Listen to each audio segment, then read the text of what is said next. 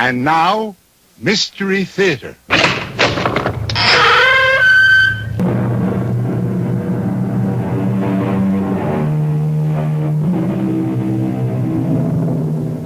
Come in. Welcome. I'm E.G. Marshall. Welcome to the fear you can hear. Welcome to the sounds of suspense, to the terrifying world of your own imagination. And I hope you won't hold it against us if we scare you a little with a tale that really could happen, I suppose. But when you hear the outcome, you'll hope it never does. Consider the case of Paula Richards, age 24, who put her future in the hands of an old fortune teller and dealer in the macabre.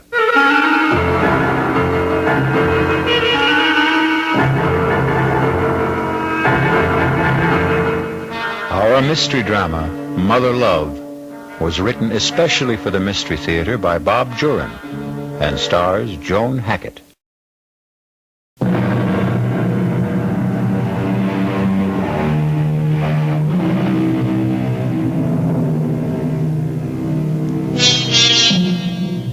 A doctor's waiting room is not the most pleasant place to spend a winter morning.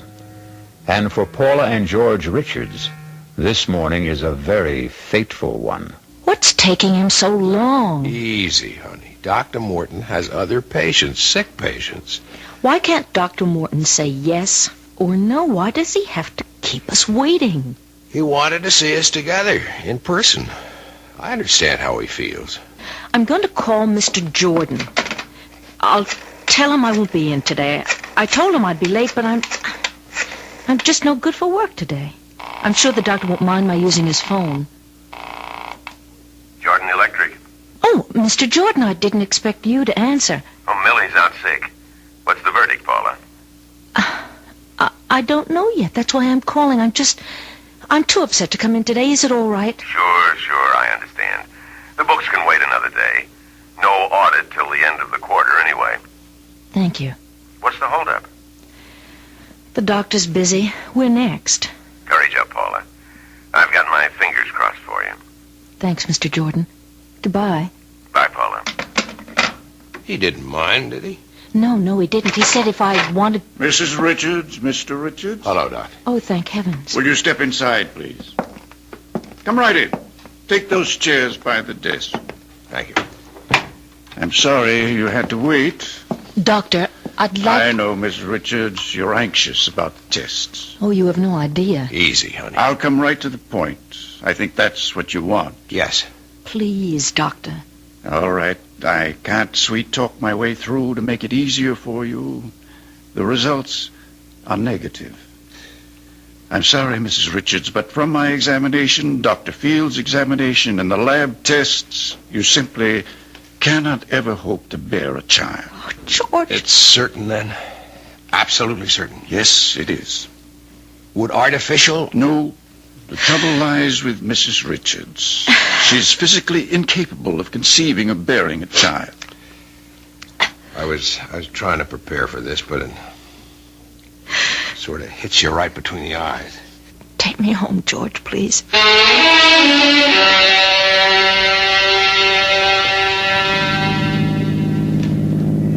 I hate to leave you alone today, but I have to get to the studio. It's all right, George. You know that I'm not going to love you any the less, Paula. Darling, I just wanted to give you a son. So it's not in our cards. We have each other. That's the main reason we got married, to be together. A baby would have been extra icing on the cake. Don't stop loving me, George, please. Please, George. Don't stop loving me. I told you I won't, honey, and I meant it. You'll be okay today? I'll be okay. I won't be singing around the apartment, but I won't be jumping out the window either. I hate like the devil to leave you, honey, but I'm due on the air with the noon news. I'll be all right. See you at 7.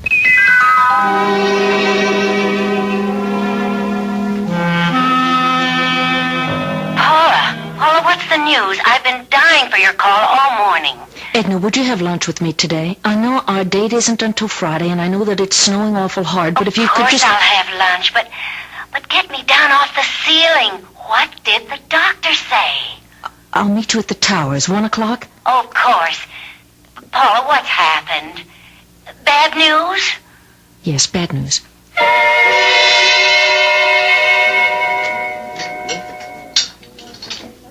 Oh, I can imagine how tough it is for you, Paula. No, you can't. I'm going to lose George. Did he say that? No, just the opposite, but... Oh, Edna, I know. I have a feeling. Oh, now, Paula, honey, don't start planning your own downfall. I'm afraid it's all planned. It's all in the cards. In the cards? Yes, you know, it's just an expression. Well, honey, I don't know whether I should suggest this. What? Well, you're just mentioning cards. It seems sort of frivolous at a time like this, but... Well, there's a woman down in the East Village. She tells fortunes, you know, with cards and tea leaves. And what could you do for me? Tell me what I already know. Well, this woman specializes in herbs. She calls herself Mother Love. Mother Love? Well, now, mind you, I'm just suggesting, but maybe, just maybe, this woman could help you. How? Sometimes these old crones can read things in the future. Maybe a baby is in the cards for you. After the doctor said that Well, there it's wasn't... just an idea. Well, how do you know this Mother Love? Oh, quite by accident. About, 6 months ago. Henry and, well, maybe it was Ed. Anyway, it was the current one at the time. We were bar hopping in the village when we came on this fantastic storefront. The window was painted green and purple with red curtains, and it said Mother Love in orange letters. Fortunes told, secret herb remedies. It seemed like a lark, so we went in. And all I remember from then on was mumbling and incense and being told, 1, I'd never marry, 2, that I was too fickle and flighty, and 3, that my mother had a wart on her right thigh. Oh, really? Darned if the old crone wasn't right about that, too. Edna, the idea that a fortune teller spell can help me have a baby is just nonsense. Well, looking at it in the cold light of day, you're right. It's just a thought. Oh, something to say, I guess. Oh, honestly, Pa, I feel so uncomfortable. I mean, what do you say to someone in your predicament?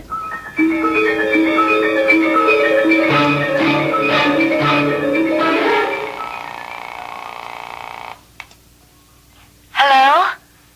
Edna? Oh, hi, Paula. Edna, look, last month you mentioned a woman in the village. She works with herbs. Mother Love? Paula, you don't mean you've been thinking seriously about that? Not until now, not really, but I'd like to know how to find her. Well, I seem to remember it was on 8th Street. No, it was 9th. Yeah, 9th, near 1st. Well, that's about all I'm sure of. 9th, near 1st. Now, Paula, I wasn't really being serious last month. Well, it can't do any harm. Right now I'm ready to grab at any straws. Oh, when are you going? Saturday. Have you told George? No, he'd be furious. Do you want me to come with you? Would you? I'd feel a lot better. Now, Paula, let's not go too far. What does that mean? Well, we all laugh at fortune-telling and spells and brews, but sometimes when we want to believe, well, things happen. I'm going to this Mother Love because I want something to happen. Maybe she can't do anything to help me have a baby, but I'm going to try.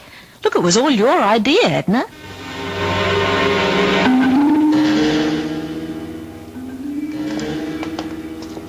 I think it's at the end of this block. What a neighborhood. Makes my skin crawl. That's it. I see what you mean about those Red curtains and orange letters. Looks like a Coney Island transplant that failed. Mother, love, fortunes, toll, secret herb remedies. Well, mother love, here I come.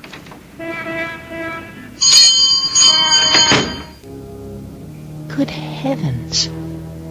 I never expected anything like this. It's not what I remember. Oh, but then I'd been bar hopping. This rock, it must be worth a fortune. Edna, look at the paintings. There's too much incense, though. Ah, Mother has company. Good morning, ladies. Come in. How can Mother serve you? Your fortunes, perhaps? Maybe an ailment? Well? I'd like to talk to you. It will cost you. Mother's time is expensive. Well, I'll pay. Are both of you? Oh, no, I'm just along for the ride. Come then. We'll go into my studio. Edna? I'll be here. This way, my dear. Through the curtains. It's a little dark, but I like it that way. Mother, is that you? Mother? Of course, Claude. Mother, is that you? Don't be alarmed. He's harmless. He's my son. What's the matter with him? He's blind and feeble-minded. Oh, I'm so sorry. Come, sit down at the table. What will it be? Cards, tea leaves, crystal ball? No, I'm more interested in herbs, I think. What is it you want? I want to have a baby. I was told that you might be able to help. Who told you I can do things like that? A friend? That one out there? No, someone else. Mother, is that you? Yes, Claude. Everything's all right. I tell fortunes. I give herbs for minor complaints. I do not deal in that sort of thing. Is there a herb that might help me? Of course not. Not without... A spell? Forget it. I've said too much already. Mother love, I want desperately to have a child. The doctor says that I can't. The problem is my fault. I'll try anything, even if a spell is necessary. It will be expensive. I don't care. There may be a way to help you have a normal baby with your own husband. Please, that's all I want. It will cost you $1,000. I have that. Plus another $5,000 when you have conceived. 5,000? I said it would be expensive, and I guarantee nothing. With these things, we can only try. Will you tell me one thing? Perhaps. Perhaps not. Have you ever done this, or this sort of thing before? I cannot answer that.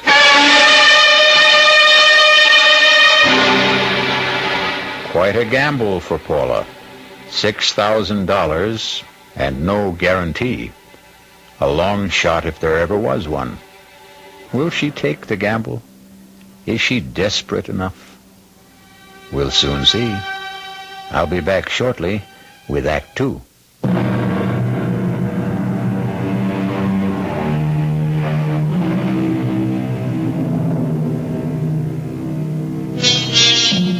Welcome again to the studio of Mother Love in a dingy part of New York City.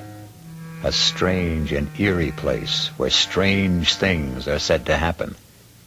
Let's see if they do, as Paula Richards considers a bargain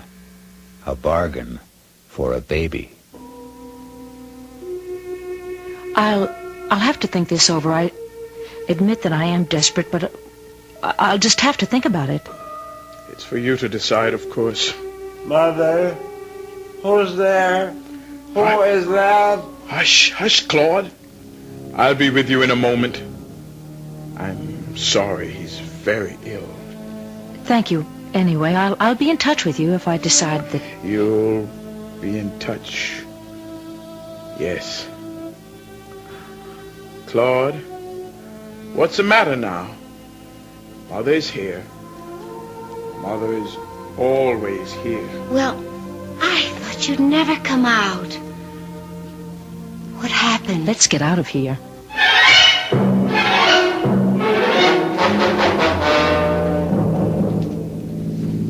She really said that? Well, she said she doesn't guarantee anything. Paula, now listen to me. Forget it. She's a fraud and you know it. Well, you can't throw away $6,000 on a phony fortune teller. But if she could possibly... Oh, what? You'll have to tell George about this. Oh, heavens, no. He'd think I was completely crazy. You know, I'm sorry I ever brought this up. Don't be, Edna.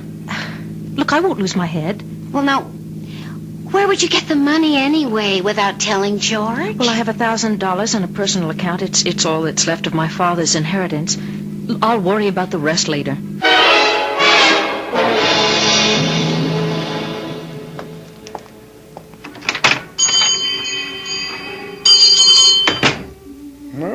Mother has company. Oh, it's you. I have the 1,000. I want to try. Come in. This way. I thought you'd be back. Mother love knows. Mother, is that you? You have the money. Here, in cash. Good. I need it. For Claude. He needs medicine so badly. Poor Claude cost me so much. Are you sure you want a child? I want a baby. Get on with whatever you have to do. Yes, of course. Excuse me, I have to get some things. I had them already. I knew you'd be back. Now, first of all, this talisman. You must wear it around your waist. This package contains herbs.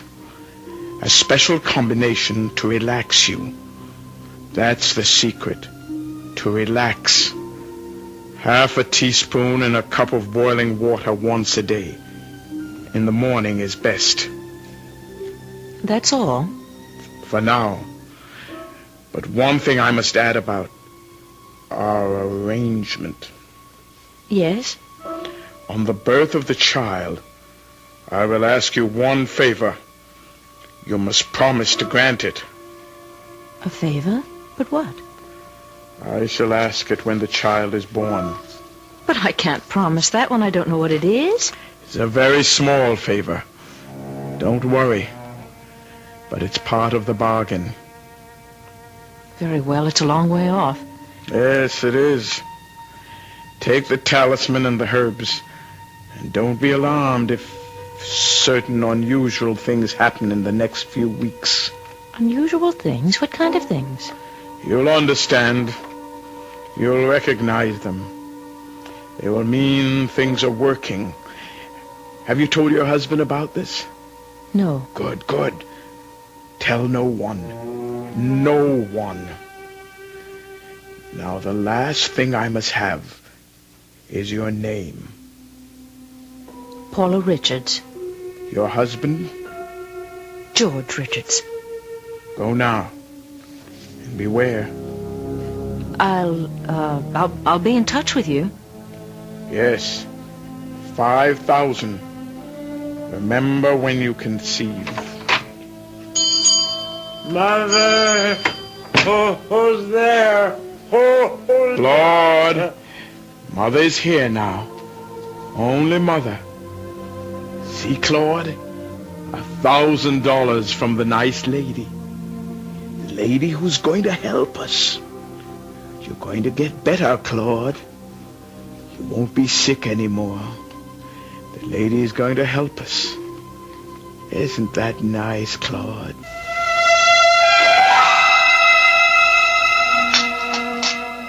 Paula? Penny for your thoughts. Oh, I wasn't thinking of anything, really. You've been like that a lot lately. Distant. I'm surprised you noticed. Look, honey, I know I haven't been a lily to live with either. I mean, we've let our problem be too important. We're both disappointed, but we can't change the situation. I mean, we have to adjust to it. Sorry if I've been a pill, if I've done anything to make you so... Edgy. That's your word. Is that how you feel? I guess. George, let's go to the show tonight. We haven't been out in weeks. I'd like that, Paula. I'd really like that. I've had a lot on my mind, and you're right. I've been thinking about myself too much. I'll see what I can get tickets for. Look at the time. I've got to shower and run. Hey, will you look at that? What is it? It's a bird. At the window. I think it's a crow. No, crows are bigger. A blackbird? No, I don't know. I thought they all went south for the winter. It looks awfully cold. Well, don't invite it in. They know how to take care of themselves. I'll see you tonight, honey. Bye, George. I'll call you at the office about the tickets for tonight. Okay. Shoo. Go away. Shoo. Oh, well, a few crumbs. Then I've got to get to work.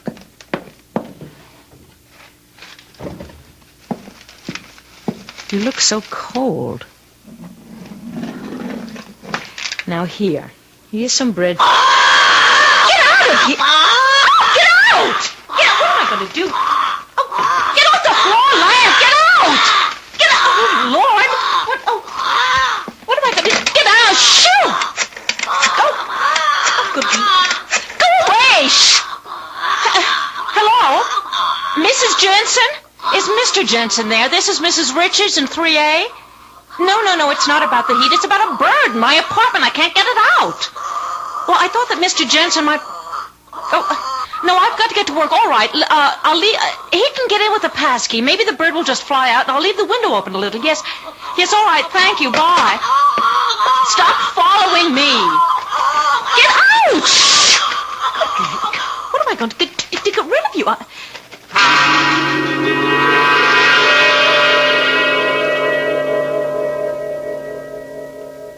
You wanted to see me, Mr. Jordan? Yes. Sit down, Paula. How are you feeling? Why? Well, I know you've had a personal disappointment. You've been under a strain. You don't have to say it, Mr. Jordan. I know that my work has just been rotten lately, and I'm just all on edge. And today there is a bird in my apartment. A bird? Tapped on the window this morning, and stupid me opened the window and gave it some crumbs. What kind of bird? I don't know. It's black and shiny. Not too big. I asked the superintendent to get it out. It's so unnerving. Well, I can imagine. I'm sorry about the work, Mr. Jordan. I know I've been letting you down. No, well, I'm sure it's just a passing thing. Your work has always been tops, Paula. But the books are important. And with the auditors coming in next month, well, everything just has to be in order. I know, Mr. Jordan, and I promise I'll straighten up.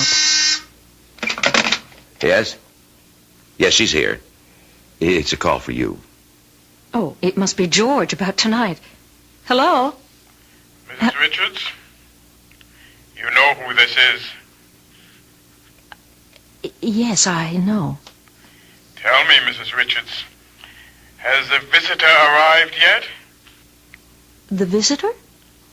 You'll know. You'll know when the visitor arrives. You don't mean the bird. Good.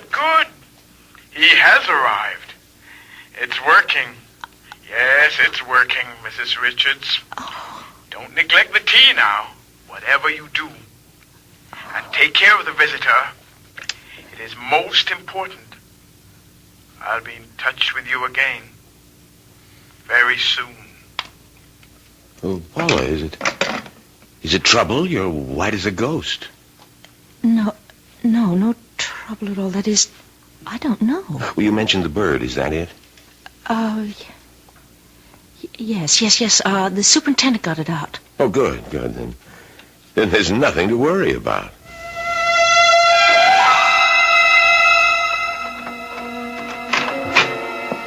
Hey, honey, I'm home.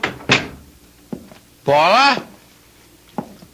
Don't touch it, George. What? Just let it alone. Oh, good grief. How did it get in? Look, I let it in by accident. It won't leave. I'll get it to leave. No, George. Don't go near it, please. Paula, we are not going to live with that in the house. It has a broken leg. I was thinking of getting a cage for it. You can't cage a wild bird, and I'm not going to sit around with one beady eye staring at me like that. George, don't touch it, please. Just go along with me. Oh, Paula, a pet is one thing, but this... I have to take care of it. Why a wild bird? I can't stand the way it stares at me. It stares at me, too. Well, just get used to it. Now, well, this gives me the willies. I'll get dinner. You have to be back at the studio at 9, don't you? Yeah, I'm sorry about our theater date, but with Pete's wife in the delivery room, I've got to cover the evening news. Of course, Pete shouldn't be anywhere else when the baby is born. Do you want French fries or boiled potatoes? Whatever's fastest. So you found a home, did you? Well, I'm not in favor of it, but it looks like you're part of the family. Paula, come in. I haven't seen you, since your father's funeral, almost 3 years. It was nice of you to see me, Mr. Martin. And why wouldn't I? I'm only sorry I wasn't more attentive to you after your father passed away. Fred and I were good friends. I've missed him. Thank you. So have I. I'm here to ask a favor. Of course, Paula. Mr. Martin, would you lend me $5,000, no questions asked? 5,000? Are you in some kind of trouble, Paula? No questions? Oh, yes, of course. You wouldn't ask me if you didn't need it badly. I will, Paula. I don't have that much on hand. Suppose I send you a check. Thank you. Thank you so much. I don't need it immediately. Any time in the next few weeks will just be fine. You'll have it in a few days. I promise you I will pay you back. Oh, I'm not worried about that.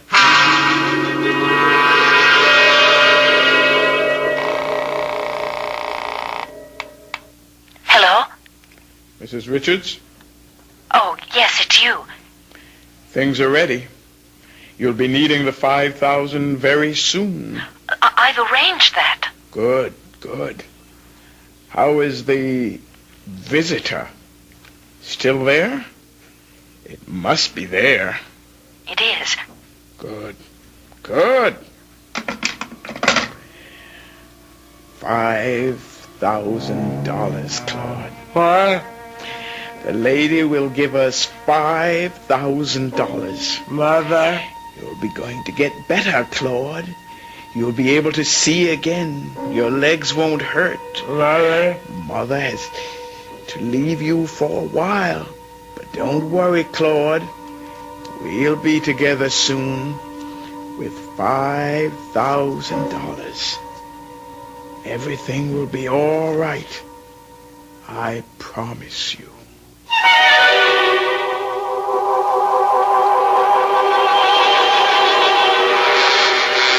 Everything will be all right for Mother Love and Claude, and presumably Paula. But when we tamper with the unknown, the results can be very unexpected. I'll return shortly with Act 3.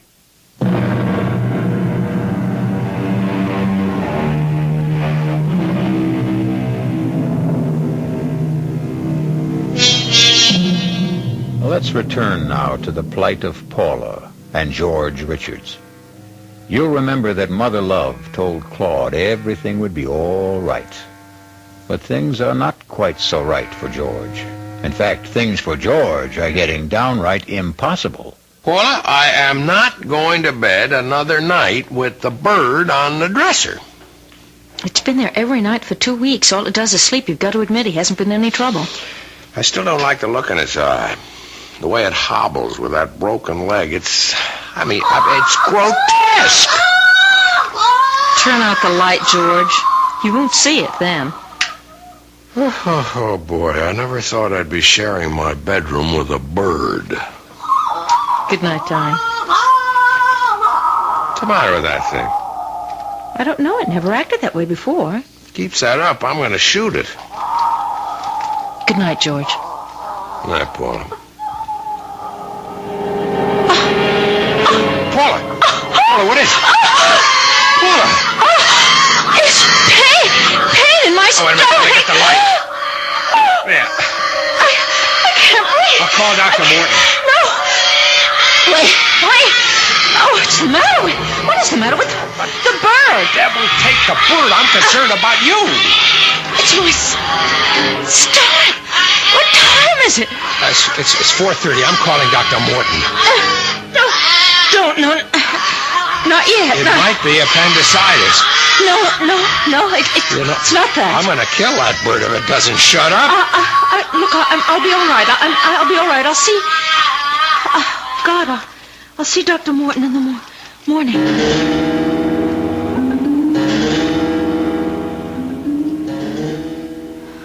George? Yes, honey. What time is it? 7 o'clock. I fell asleep. After the pain seemed to stop. Oh, the pain. So much better now.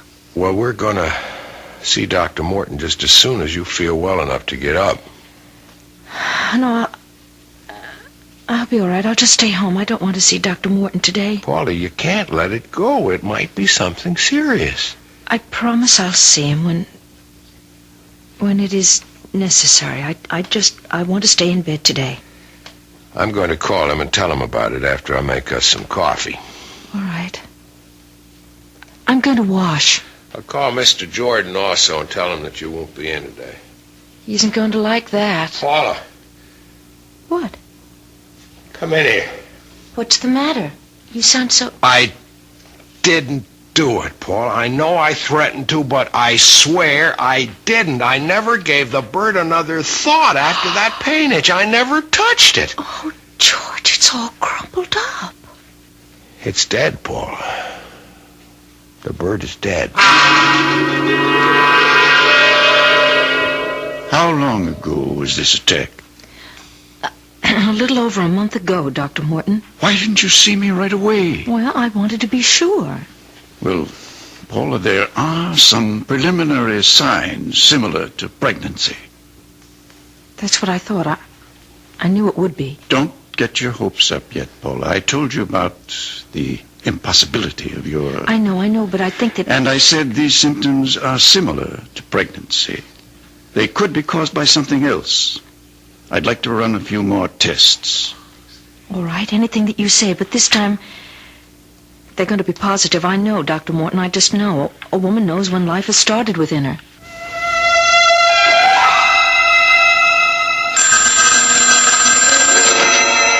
Hello? Mrs. Richards, I thought I'd be seeing you by now. Oh, yes, well, the doctor hasn't confirmed it yet, but But we know, don't we? Yes. The second part of our bargain is due, Mrs. Richards. $5,000. And after what we've already been through, I think you know I mean what I say. Yes, I do. Good. I'll be expecting you, Mrs. Richards. I promise I'll keep my end of the bargain. I told you I arranged for the money. It just hasn't come in yet. I'll check on it today. Good. I'll be seeing you soon, then. Yes, I promise. I hope so. I hope so, Mrs. Richards. You know what I can do. Hello? Hello, may I speak to Mr. Morton, please? No, Mr. Morton Sr. Yeah. What? Good God, when? Well, he can't be dead. He just can't be dead. Well, listen, do you know if he sent... Oh, no, you wouldn't know that. What am I going to do? Dear God. No, I don't want to speak to anyone else.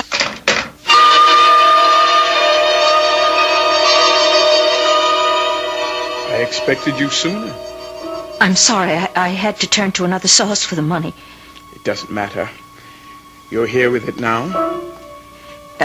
It's all there. Good, good. We're almost even then, eh? I hope so. You don't sound grateful, Mrs. Richards. You wanted a child, and you are pregnant. You should be grateful. I have lost my son. Oh, I'm so sorry. Claude is dead. But he was so ill, perhaps it's better. Part of this will pay for the funeral. The rest is for the future. I really must go now. Of course. Go. And good fortune. You won't need the amulet anymore. Save it as a souvenir. And I'll be seeing you when the baby is born.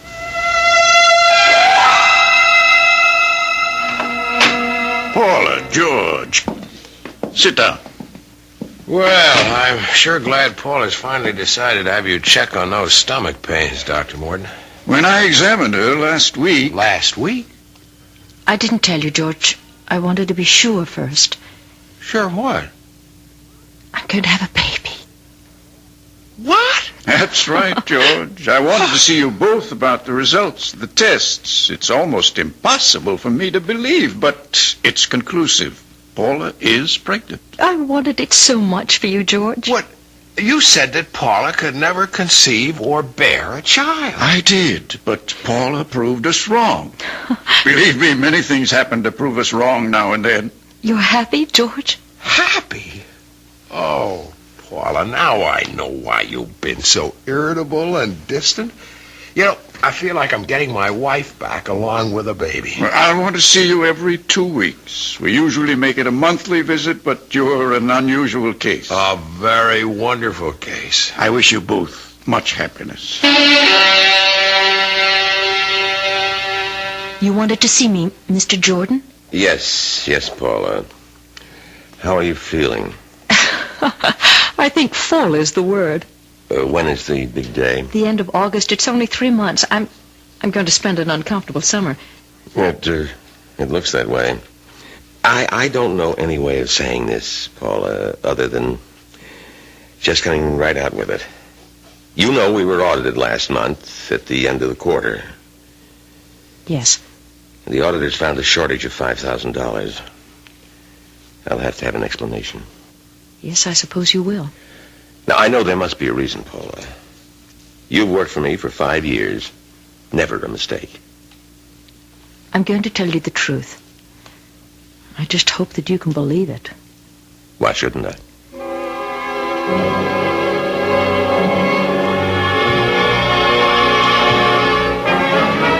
I simply couldn't get the money anywhere. I haven't told George, but we'll pay it back. Look, I promise you. I hope so. But I'll go along with that. Thank you, Mr. Jordan. Right now, the baby's the important thing. George, it's time. I know it. I'll get Dr. Morton. I'll get the suitcase. Congratulations, Dad. Everything's all right. Paula? Paula's fine. Boy or girl? Only the mother can tell you that. Go on in. Paula, honey. George, isn't he beautiful? I've already named him George Jr. I hope you don't mind. Mind? Oh, no. Honey, honey, honey.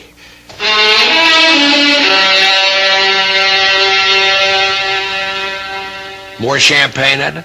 Silly question. A toast to the godmother. Here. Oh, you two. You know you're going to make a grown woman cry. To Edna and to little George. Oh, I'm so happy for both of you. And you don't know how relieved I am. Relieved? Oh, well, what I mean is I think that Edna means that she's relieved she doesn't have to listen to my troubles at lunch anymore. From now on, everything's roses. I'll get it. Hello? Yes. It's for you, honey. Hello? Hello, Mrs. Richards. Congratulations on your new son. Well, how did you... Thank you. It's time now for the favor. The last part of our bargain. Yes, I suppose it is. Good, good. I'll see you here in my studio tomorrow. With the baby. Just to see him? That's all. Just to see him. All right. Good. Good.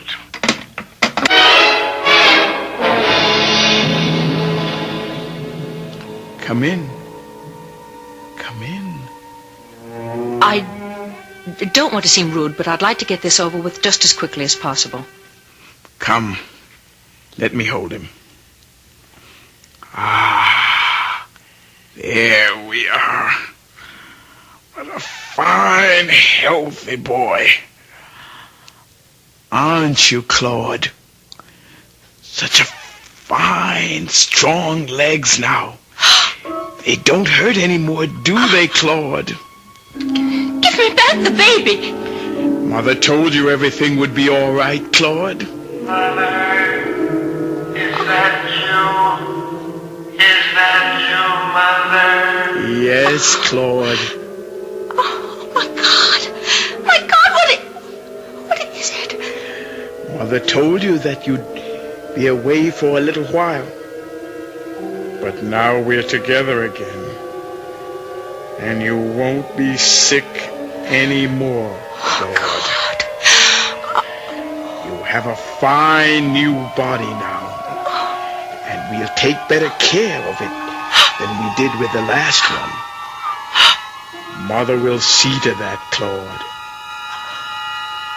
Mother will see to it. So, little George, or little Claude, whichever you prefer, seems to have more than his share of mothers. Perhaps Paula and Mother Love will share the raising of the child. But whatever they do, I hope that you, if you're ever tempted to deal in spells, will remember some age-old advice and follow it. Caveat emptor. Let the buyer beware. I'll be back shortly.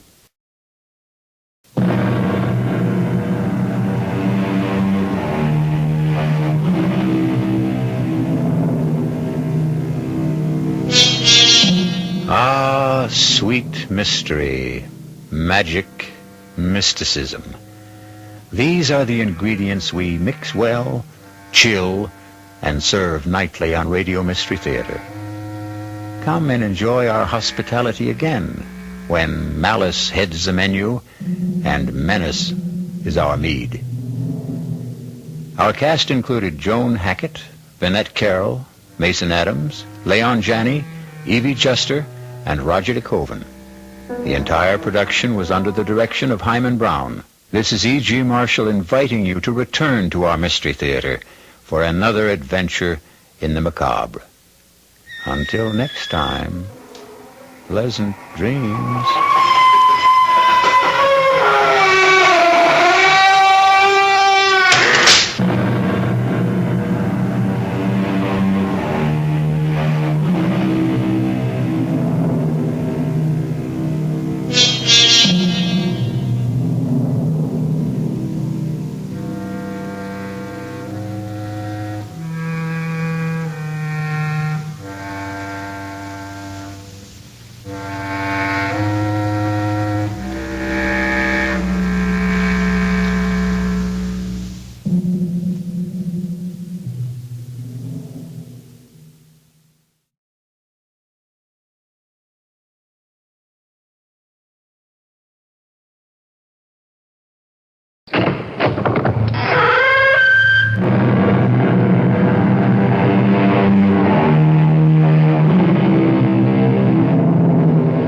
Come in.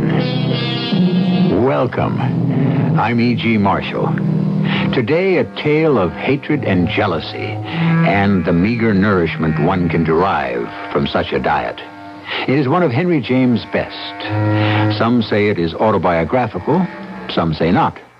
We say it is unforgettable.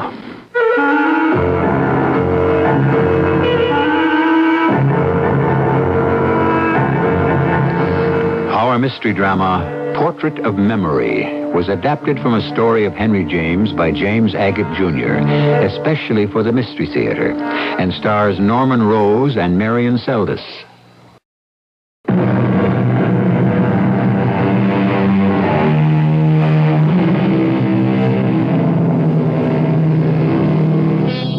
Expatriates, they call them, those who live abroad.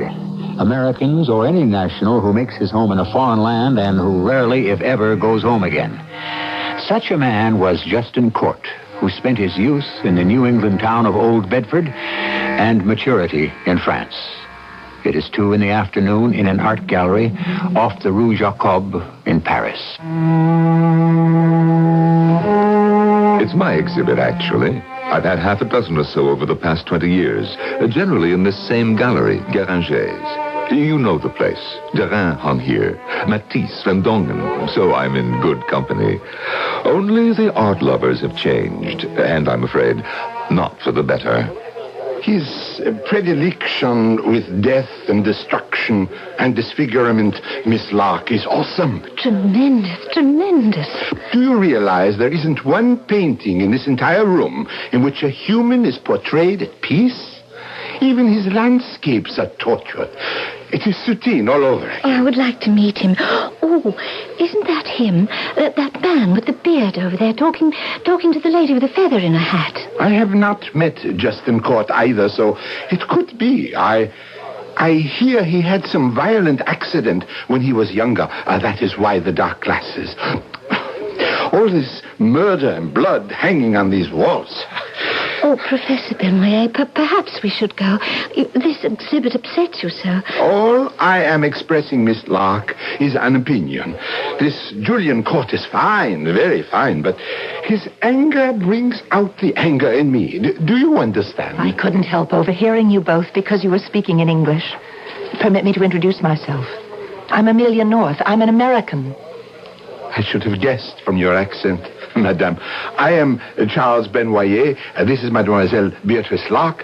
She's from England, one of my art students at the Lycée. Aren't you overcome with these paintings? Who is this Justin Court? We think that may be him standing over there. Professor Benoit doesn't know him, but I'd give anything to meet him. There is some reason why this painter is punishing himself. He is? Well, it's there. You only have to look for it. There, that one. Like Daumier. And there, that one. Poor Vince. Well, I must say this is the most exciting afternoon I've ever spent. Thanks to both of you. I feel like such a stranger in a foreign land. Oh, you should not, Madame. This Justin Court is also an American. If he suffers, or has suffered, then he has joined the human race, n'est-ce pas?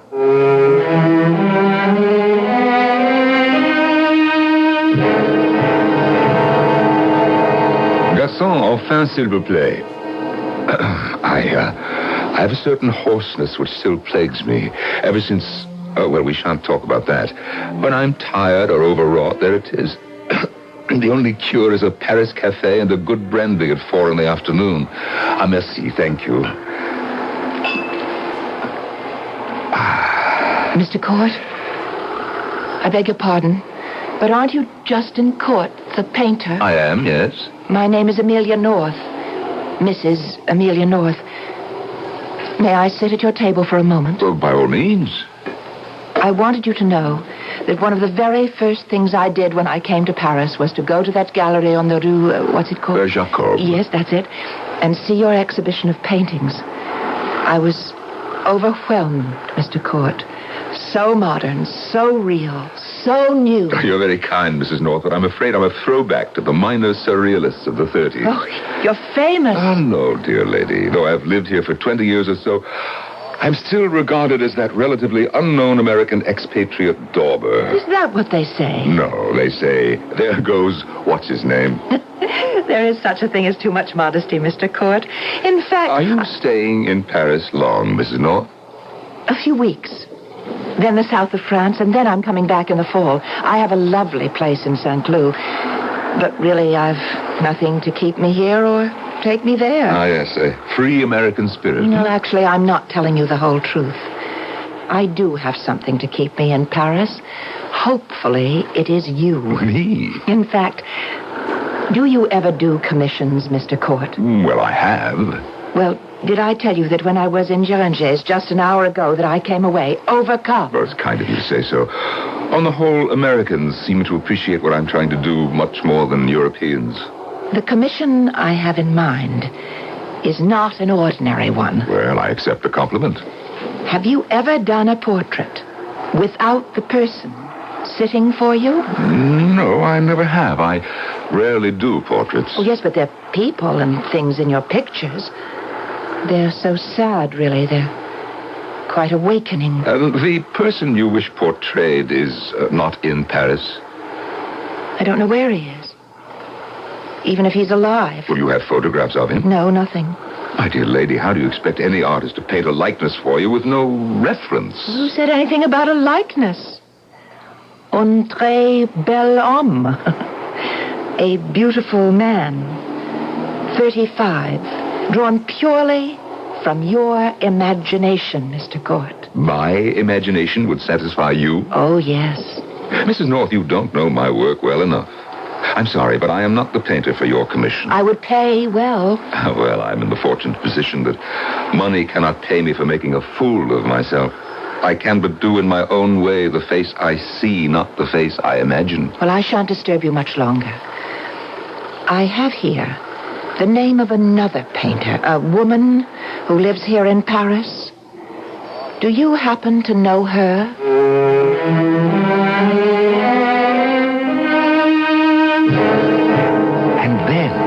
And then, Maria Elena, she hands me this card with your name written on it. Why are you so surprised, Justin?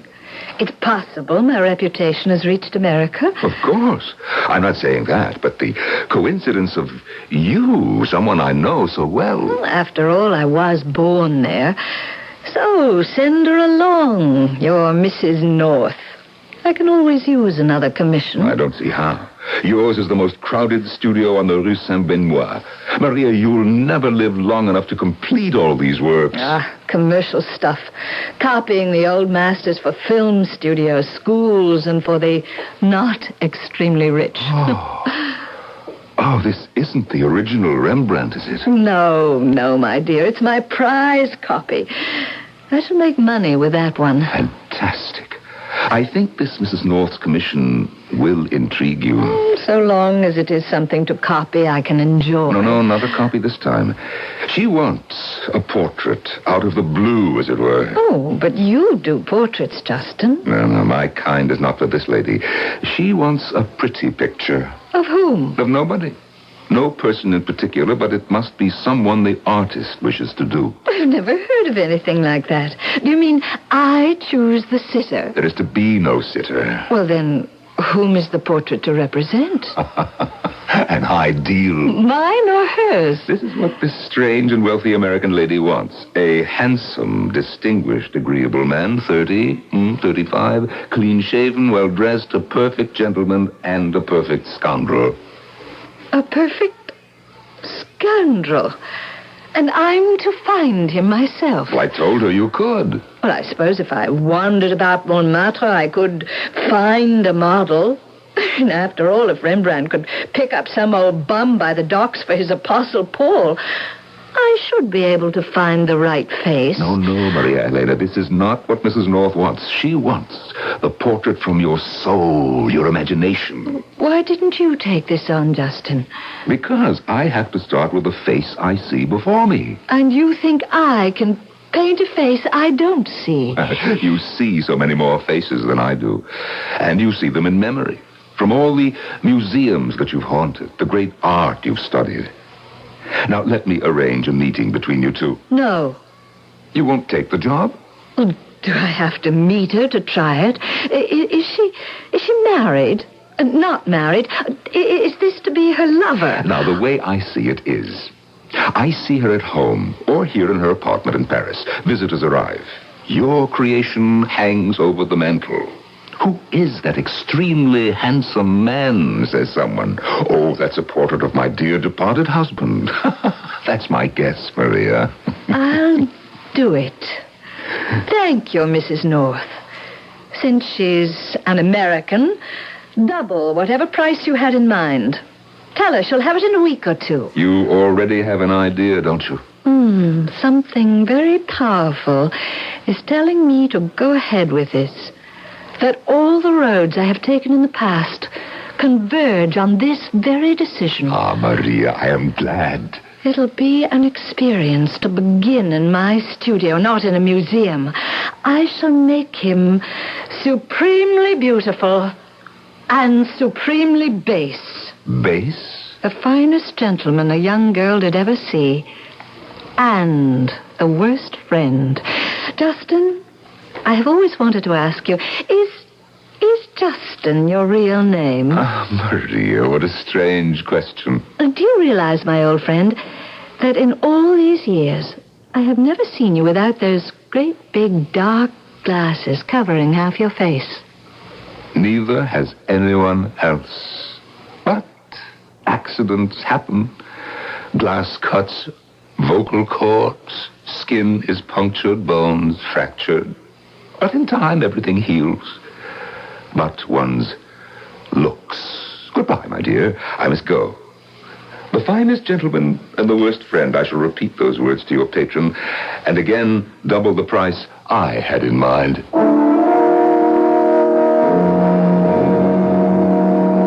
Two painters in an atelier in Paris. One who paints only emotions, and tortured emotions at that. The other, a success at duplicating past masters so well that few can tell the difference. This strange commission of an idealized man is now hers. What will she do with it? I shall return shortly with Act 2.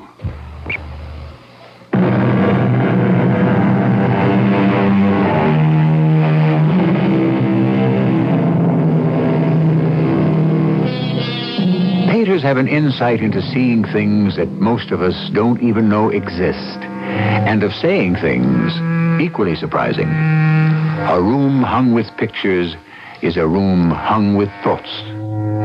Sir Joshua Reynolds, the renowned portrait painter of the royalty and rich, he also said, the mind sees more clearly than the eyes, which is pretty much what Justin Court told Mrs. North the following day. Absolutely, Mrs. North. She accepted your commission. Does she want to meet me? Or talk to me? No. She feels it would add nothing to her imagination. And since you wished Maria Elena to reach into herself for this portrait, why see you? Well, I only thought she might be curious who I was. And I suppose I would have liked to have met her. I know I've asked for something very unusual. Maria is an unusual painter, and you'll meet her when the portrait's finished. You'll have plenty of time to thank her. And to pay her the balance, too, I suppose. I did give you the down payment you asked for. Oh, yes, I have it right here in my pocket. Maria Elena. An interesting name. Have you known her long, Mr. Court? A dozen years or so, since she came to Paris to work. Oh, I'm getting such a tingly, jittery feeling now that it's being started. Does she work quickly? Oh, my impression is she'll toss it off at white heat. You artists are a most extraordinary people. Oh, how rude I'm being. I haven't even thanked you for coming all the way down here to my house in St. Cloud. And by the way, let me show you where I plan to hang the portrait. This is my room, my boudoir, I guess you'd call it. Yes.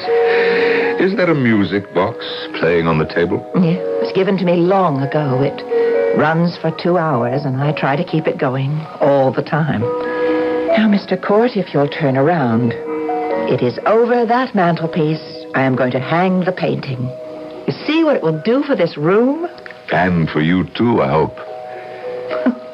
Why do you say that? You are waiting for something to happen, aren't you, Mrs. North? Perhaps for someone to come into your life. It is more than waiting for the portrait to be done. What a good eye you have. How clearly you can see me, even through those black lenses, as if... No, that's not possible. As if you could see right into my soul.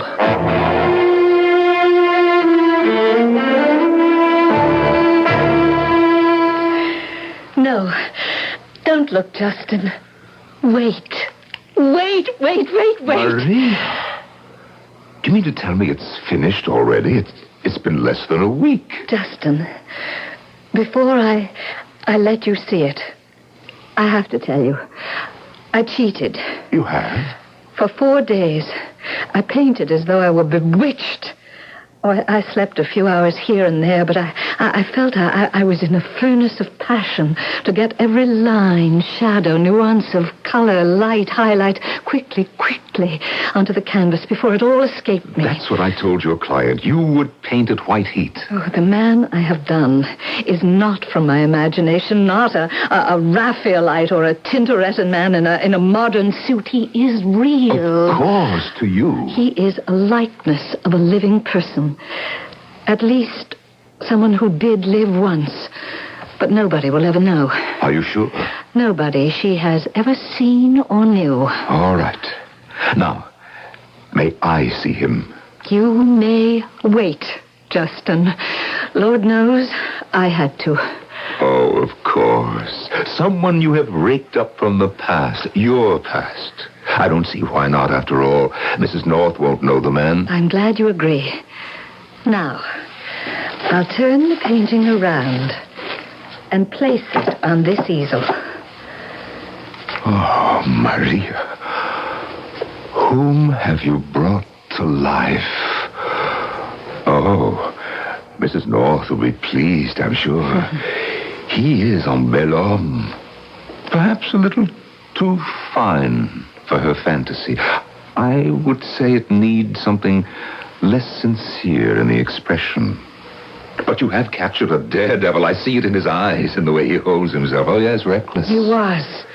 Joy, pride, high spirits, the expectations of a great fortune. But he was a dilettante, a would-be painter, believe it or not. Oh, how many years ago that all was. It's a great work, Maria. All done without sketches or studies. I destroyed them years ago. Ah, then you once had them. I once had everything. So that it's all memory. It is all hate. In all the years we had known one another, I had never seen Maria Elena in such a state. She turned away from me. I could see her eyes filling with tears. And abruptly she left the room. Maria Elena, please come back to the studio. Maria! Forgive me, Justin. I couldn't bear to look at him any longer. I'm all right now. I don't know what to make of all this. I didn't want you to see my face, Justin, that's all. Your tears. I was 17. What is that? 20 years ago. I was very much in love with him. I thought we would marry. To this day, I don't know whether my love was ever returned. Then, one day, without explanation, without even saying goodbye, he left me to marry someone else. You were in love with a dilettante? Of course. What does one know at 17? He loved painting, hoping to study and become one. It's funny, isn't it? I think that's why I took it up. I had to be better than he was at what he desired. Painting meant more to him than I ever could. Maria, you have created a living, breathing man. But the evil in him, the evil you speak of, the evil Mrs. North wanted, is not as clear. Nor was it in him. Take it. Take it now, right now. I don't want to see him again. I'll take the portrait to my place. She can see it there and pay me, and I'll send you a check by the first post. I told you, didn't I? I doubled your price, and she agreed. It now stands at 30,000 francs. 30? Why do I feel like such a Judas?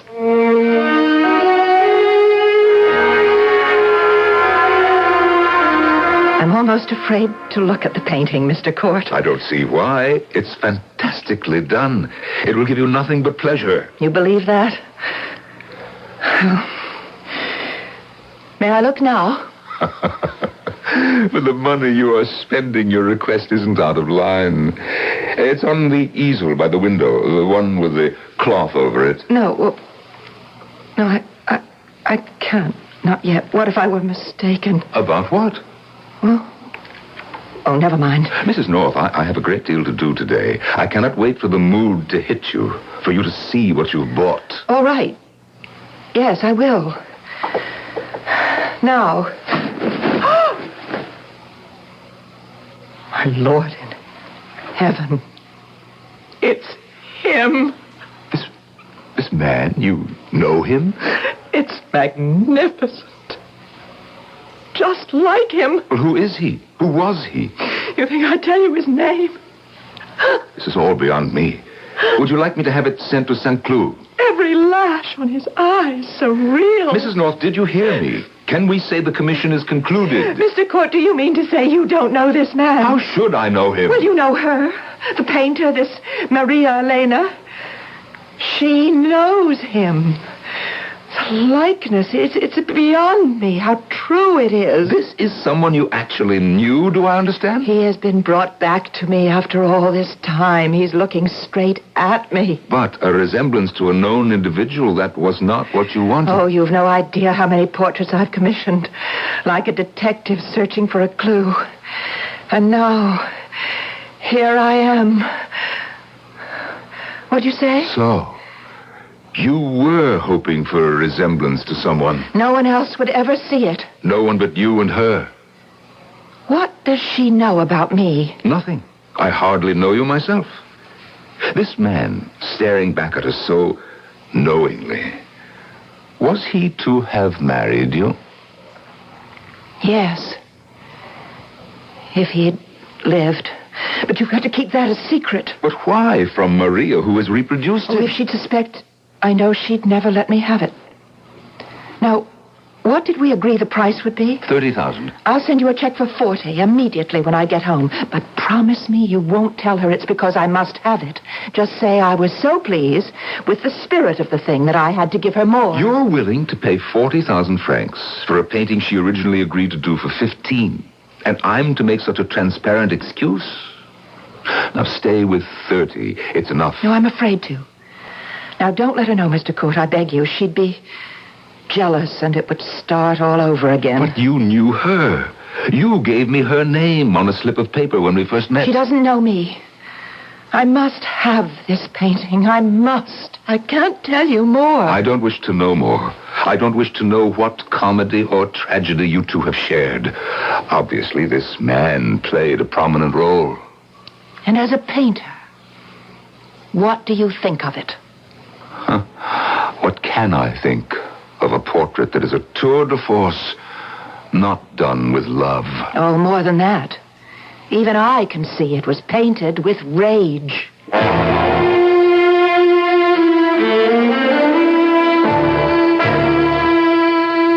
40,000 francs. It was my idea, Maria. You contracted for a decorative trifle, and you've produced a breathing masterpiece. Is that what she calls it? Oh, Justin, what does she know? She knows she wants it. As much as that? Said she'd send me a check today, and you'll have mine by the first post tomorrow. But why such a roundabout way? That's not my idea. You said you didn't wish to meet her. I didn't think you wanted her to know where you lived. Well, there's more to it. 40,000 before she's even received it? Yes, but she's seen it. It's the same as if someone bought one of mine at Guéranger's. Money down and then delivery of the painting. She said she'd send for it. Now, Maria, try to understand. She's well off. She can afford things that you or I would think twice about. This time she's bought herself a husband, and you've given her a very special one. I have given her a husband. Shall we say a painted memory? Your memory?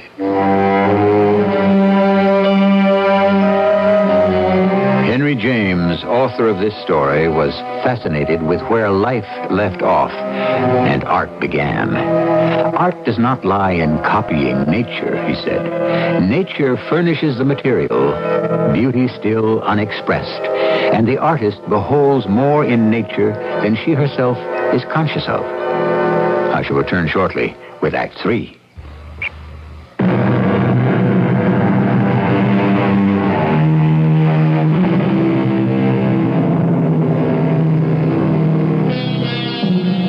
wealthy American residing in France commissions a portrait of an unknown man for which she has agreed to pay a great deal of money.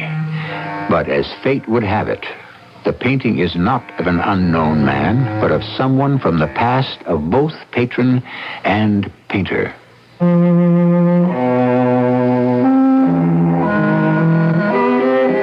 The concierge in my building told me that while I was dining out, a lady had stopped by and said she was to pick up a painting. I was surprised that Mrs. North had taken it upon herself to do this, and said so. But the concierge said it was no strange American lady, but my friend Maria Elena. The next morning, I was at her studio quite early. Whoever you are, come in. It's me, Justin. Good morning, Maria. Maria, what on earth are you doing? Exactly what you see. I'm preparing to paint right over the portrait. Are you mad? I have a check in my pocket for you. You listen to me. You cannot throw away 40,000 francs. No, I can't take the money. Why not? I can't tell you why exactly. Something has happened to me. Maria, you cannot back out. Think of Mrs. North. She's practically fallen in love with that portrait. Fallen in love, you say? Certainly. Now look at him. Dispassionately. Try. What woman wouldn't? I won't back out, Justin. If you'll answer one question. Does she know this man? All last night, I did nothing but ask that question. She must know him. It would account for so much. Do you understand, Justin? The way I feel, these strange sensations, the enormous amount of money she's agreed to pay for it. Justin, they were your words I kept hearing over and over all night. This woman is going to hang the portrait in her boudoir and pass him off as a husband which he never was. Was he yours, Maria? No. Could he have been another woman? I don't know. Not unless it happened afterwards. Oh, no. What am I saying? He died unmarried. He'd known many women. He hurt many. Too many. And there was one, I remember. She tried to make him marry her and was almost... He was very near it. And Mrs. North, did you know her? She could have been the one, but I don't know and never did. When she first saw the painting, did she act as though she recognized him? Well, she did yesterday, but she didn't name him. But what did she do? Did she cry out? What did she say? I can't remember everything she said, Maria. If I didn't know you better, my old friend, I'd say you were hiding something, but I won't. It's very nice what you're doing for me. The 40,000 francs, it's sweet. Yes, it really is. But I know. You know what? What he must have been to her. I have decided now. I am going to see your Mrs. North and tell her that, unfortunately for her, I have decided to keep the portrait. To paint over it? It's a sacrilege, Maria Elena. One does not mutilate art. Justin, return her all the money. Do as I say. And give no reasons. She'll know the reason. The door was open. Oh, may I come in? Mrs. North. And you are Maria Helena. How do you do? I am Amelia North. I wanted to meet you and thank you. But this morning, when I sent for the painting, it was not at Mr. Court's studio. Now I see why. Well, Justin did not bring it here. I took it last night. But I have bought it. Mr. Court has the money. I'm sorry.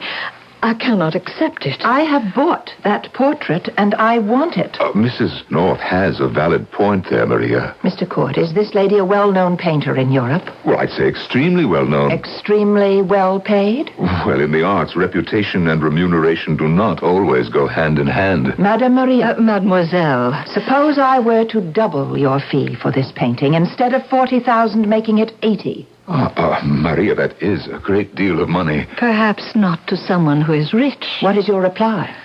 Sold? In my head, I was seeing him and you in your house or in your apartment. You were looking at him and he at you. So we would be. Are you jealous? Of a painting. Maria, 80,000. Why do you grudge this lady the portrait? Maria, You said you painted it in hate and bitterness. Sell it. Let it go. No, I can't. I'm sorry. You came here for nothing, Mrs. North. Let me turn it face to the wall. The subject is closed. My dearest Maria, what kind of revenge is this? My last offer, 90,000 francs. All the years. Why should you, Amelia, of anyone in the world, why should you have it? Mrs. North, I apologize. Believe me, I had no idea when you first gave me Maria Helena's name that it would turn out like this. You knew my name. You've known it all along. You've known it was me, Amelia. 100,000 francs. Did you hear me? You can paint him again. 100,000. You can have it. Do you wish it now? I have nothing to wrap it in. No. Let it sit on the easel for a little while. Justin, will you arrange about the money? Yes. Maria Helena, this was wise of you. For your own sake, your own heart. Don't you wish to stand closer, Amelia? It's yours. Go ahead and look at it right in the eye. Maria, let us have some tea. Now, if you don't have any cake, I'll run out and get some. I have everything. Will you join us before you go, Amelia? I would love to.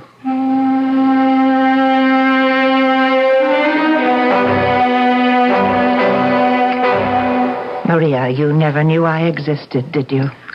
I knew I was not the only woman in his life. But you, by name? No, I did not. Pour me a little more tea, will you, Maria? I'll have some, too.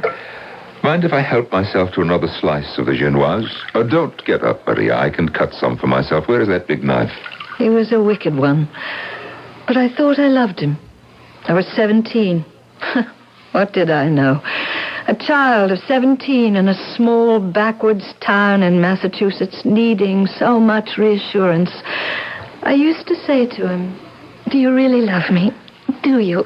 Do you?" Of course I do, Mary Ellen. I've never loved anyone but you. Is that true? How can that be true? Because it is. They say you have many girls and that I'm just one of them. Do you believe that? Well, I don't want to believe it. Will we marry someday? How can I marry a girl of 17? I'm 30. Besides, what will we live on? Well, you're so clever. You can sing, you can recite poetry, you could teach English. Mary Ellen, I barely graduated from school. If my father and mother hadn't left me money, I don't know what I'd do. Oh, darling, what would you like to do? Paint. I would give my soul to paint. I know that I have the true artistic spirit. Oh, you have. What can you see in plain Mary Ellen Gray living in the oldest farm in our village? I see everything, my darling Mary Ellen Gray. One day I shall paint you. I'm going abroad to learn how. I shall study with the masters. Alone? No, I'll take you with me. You will? You will? Yes, I shall. Now, dearest heart, I must go. Where are you going? Oh, to meet some other woman. What a suspicious girl you are. You know that you are the only one for me. I swear to you. So you were the young girl who lived in the old farmhouse? Mary Ellen, a farm girl, who became Maria Helena, the painter. And you? Amelia North. I was then. I am now. I looked out the window, and I saw him walk slowly up the road and disappear behind a clump of maple trees. I was standing there. It's where we met every single day. I knew there were others. So did I. Amelia, why did you want me to paint him? I didn't know you were the painter. I had no idea it was you or who you were. 3 months ago, I ran across a story of an exhibit in Paris by an artist named Maria Helena. And there was a picture of one of your paintings. That clump of maples in your farmhouse. And I said to myself, that woman lived in our town. So I took down your name and I thought, I'll go to Europe and perhaps she can help me find him. I haven't seen him for 20 years. He may be dead for all I know. I never heard from him again. And so I came to Paris. All the time, something driving me to have him brought back to life. As I was painting him, The same desire. How could I tell you I was from the same town? I was afraid if you knew, you wouldn't paint him. That's why I was so vague. But I was sure that you had to know him. 4 days. That's what it took me, Amelia. I told Justin. I thought I still loved him. But every stroke, I was painting him with hate. Mary Ellen, we've brought him back to life. Now, we must end it. Mrs. North. Amelia, what are you doing with that knife? I paid for you. I destroy you. You took everything. You gave nothing. You destroyed young girls. You lied. You gave them hope, and then you took everything away. No! Look at that pretty face, I tell you, on the floor. I would trample on your face, but I can't. I can't forget I loved you once. Oh, you see difference. He and I were to be married. Yes, married. My mother and father, all of us, were waited at the South Church in Old Bedford like some old-fashioned drama, but it's true. Every word. How was a girl to know? The banns had been read. My youngest little cousin was the flower girl, and her little brother was the ring bearer. They didn't understand why the wedding wasn't starting, poor little ones. People from far away, friends, relatives. And finally, nobody said anything. Everybody just drifted off, some together, some by themselves. Amelia, I'm so sorry. I had to exorcise him. You see, my heart was still married to him, broken and dying. And I've lived with this all these years. Amelia, your tragedy was far greater than mine. It was a Sunday, like today. The first day of June. For 20 Junes, I've cried all day. And all I have to remember him by is a music box my grandfather gave me that day when I came home from church. Without a husband. Sunday, June the 1st. He was with me. I keep it wound and it plays for hours on end. We were to be married at 2:00. He left my house. The farmhouse at 1:30. Where are you going with all those fancy clothes? I said to him. Oh, this is a fancy day, he said. I watched from my window. He was starting to walk up the road to the South Church, and then...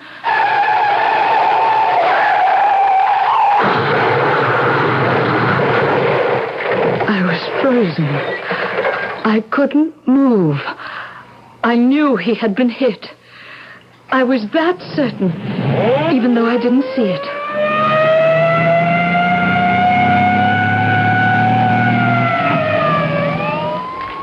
I couldn't find him. He hadn't been taken to any hospital nearby, or the one in the next town, or the next. I went everywhere. I finally found him in a big city hospital. Yes, there had been an accident. A man in a rented gray-striped morning suit. Nothing to identify him. He was in a coma.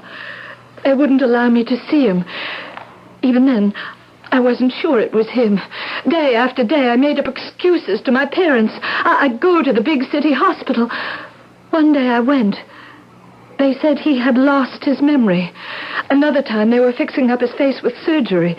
I cried all the way home. I would never see him as he was again. 2 weeks later, he was gone. They would tell me nothing. I was sure he had died. I watched the two women cling to one another. Time, the passage of time might dim and erase their memory of this man. When I reached home, I took off my dark glasses and searched my scarred and rebuilt face. Was I that man? Today, how ugly is my face. But if Justin Court was the man who lived in America 20 years ago, I was much uglier then. I stare into the mirror, but no memories come to me. Nothing. My mind is a total blank.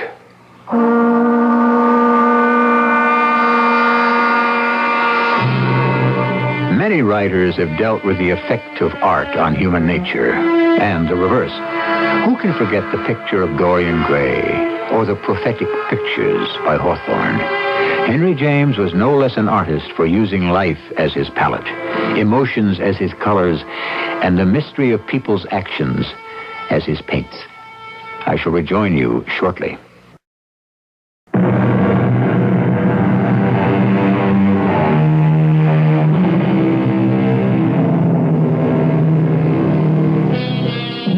There is a sense of mystery surrounding our lives, from accident to accident, birth to death. We live with beauty and pain. We find ourselves, we lose ourselves. The author of this story we have just dramatized confessed that he lived intensely, indeed was fed by life.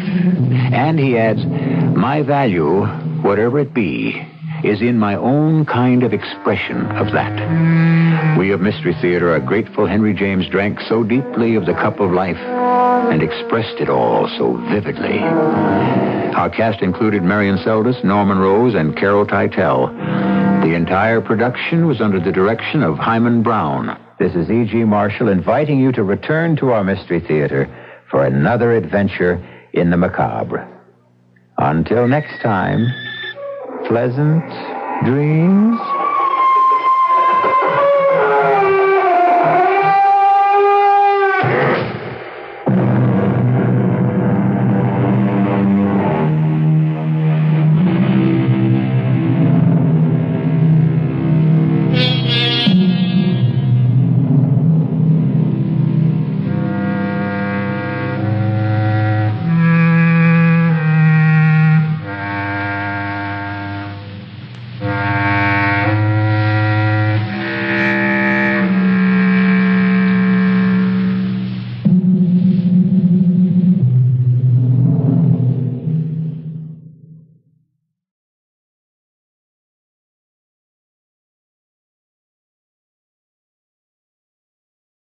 The CBS Radio Mystery Theater presents...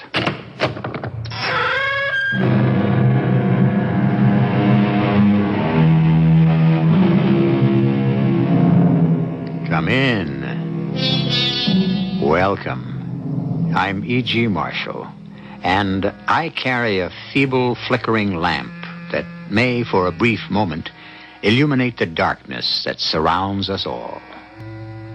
Right you are, if you think you are, said the playwright. And for all practical purposes, it happens to be true. After all, in so many cases, hasn't right been established by the strongest arm, or the loudest voice, or perhaps by the man who manages to live the longest?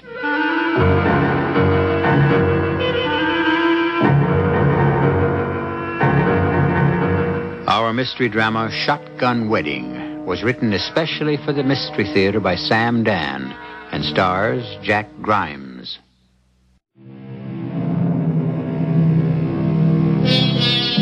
The grass is always greener, they say, in the yard that isn't yours. A man will yearn for the security and comfort of a wife and a home, and then, of course, later, he will long for the joys and freedom of the single state. But this is our lot, and we must learn somehow to live with it. Well, it's the coffee break down at the machine shop. So I says to her, hey, gorgeous, what time you get off? She says to me, I never go out with married men. And so I says to her, that makes two of us. I never go out with married men neither. Hey, where you going, Charlie? Why, I want to change the setting on my lathe. Oh, you don't want to hear how I made out with his dame? Oh, look at him blush. Well, I remember I need a new chuck. Guys, you know what I think? I think Charlie here never... Now, cut it out, will you, Barney? Let him alone, Barney. Oh, now, Gus, we're only trying to make a man out of the kid. A man. An animal like yourself. Hey, Gus, watch out what you're saying. A man. Does a man defile his marriage? Does a man take the money that should feed his children and throw it away on prostitutes? Okay, Gus, you asked for it. Hey, now, Why, you... Look, you guys. All right, up. Get up, you pig. You haven't had anything. Get up. Hey, don't hit him again, Gus. Don't. You might kill him.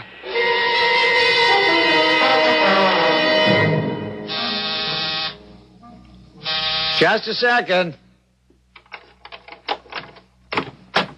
Hi, Charlie. What? Gus, how did you know? I went to the personnel office. I asked where you lived. They told me. Well, you could have asked me. Yeah.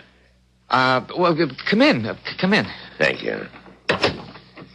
As you can see, the place isn't much. That's right, it isn't. What have you got, just the one room? Yeah. That door's to a little kitchenette, and the other one's the bathroom. And so you live out your life in one little room where you eat and sleep. I've been watching you for a long time, Charlie. You have? Why? How old are you? 27. 27. And already a top machinist. Why have you been watching me? Because you're different. In what way? You don't drink. You don't smoke. You don't gamble. Why not, Charlie? Why, I guess I just don't feel the urge or the need. Maybe I'm just not interested. You don't tell jokes about girls, either. And you feel very uncomfortable when other men do. Why? Well, I guess I have my own ideas about women. Hey, what is this? What ideas do you have about women? And look here, Gus. Maybe we were, work together in the same shop, but I don't even know you. Tell me about your ideas. Well, I happen to think you shouldn't go out with a girl unless you respect her. I see. Well, you take a guy like Barney. What about Barney? Well, he's just a big blowhard. None of that stuff he tells is true. You didn't have to hit him. He hit me first. He was just protecting this little world of his own where he's the big makeout king. It's all in his mind. Yeah, I suppose you may be right. All of us have little private worlds of our very own. What's yours? Mine? I don't know. Don't you dream of something, Charlie? No. You can tell me. Why should I tell you? Look, what did you come here for? Would you like to meet a girl? What? No, I shouldn't have just said that as if this were just an ordinary girl, Charlie. Would you like to meet the girl of your dreams? Gus, what are you talking about? You didn't answer. Would you like to meet the girl of your dreams? How do you know I know the kind of man you are. I know the kind of girl you want. I think you're crazy. And she's been waiting for you. Don't you think it's just as hard for her? Gus, are you trying to fix me up with some girl? What kind of language is that to use, Charlie? Are you? You know, there's something about a guy close to 30 who isn't married. It's like a red flag to a bull. He bothers everybody. That they all try to pair him off. His mother, his sisters, his cousins, his landlady, even strangers. This girl, she's beautiful. Tall, slender, long blonde hair which falls across her slim, graceful shoulders. Sparkling blue eyes. What's wrong with her? What's wrong with her? Nothing is wrong with her. Well, how come nobody's grabbed her by this time? Charlie, this isn't the kind of language I ever thought I would hear from you. Just answer the question. What's wrong with her? She's kind, sweet, generous, loving, and intelligent. How come she's waiting for me? Because only a man like you could appreciate her. Well, who is she? My daughter. My only child. I want to make sure she marries the right man. And I know you two were meant for each other. I didn't know you had a daughter. I didn't even know you were married. Yeah, my wife is dead. Elaine. She's all I have left in the world. Gus, how do you know we could get along? This was meant to be. Look, thanks for telling me about her, but one of these days I'll call her up maybe and make a date. No, you don't understand. It isn't necessary for you to go through all these motions. I've told her all about you. She's willing. She's what? And why not? Now that I've told you all about her, aren't you willing? Wait a second. For what? Is life so long? Is there so much time that you can waste even a single solitary precious minute? Regardless of what you say, in your heart, you know you're willing. I don't know any such thing. Deep in your heart, you know you're in love with Elaine. Come with me. We got a long ride. Where? Just above Slaterville. That's where Elaine lives. Yeah, but Gus... Tomorrow is Saturday. We have no work. Yep. We'll spend the weekend. I'd planned... What had you planned? Nothing that should stand in the way of meeting the girl of your dreams. Come on, my car's outside.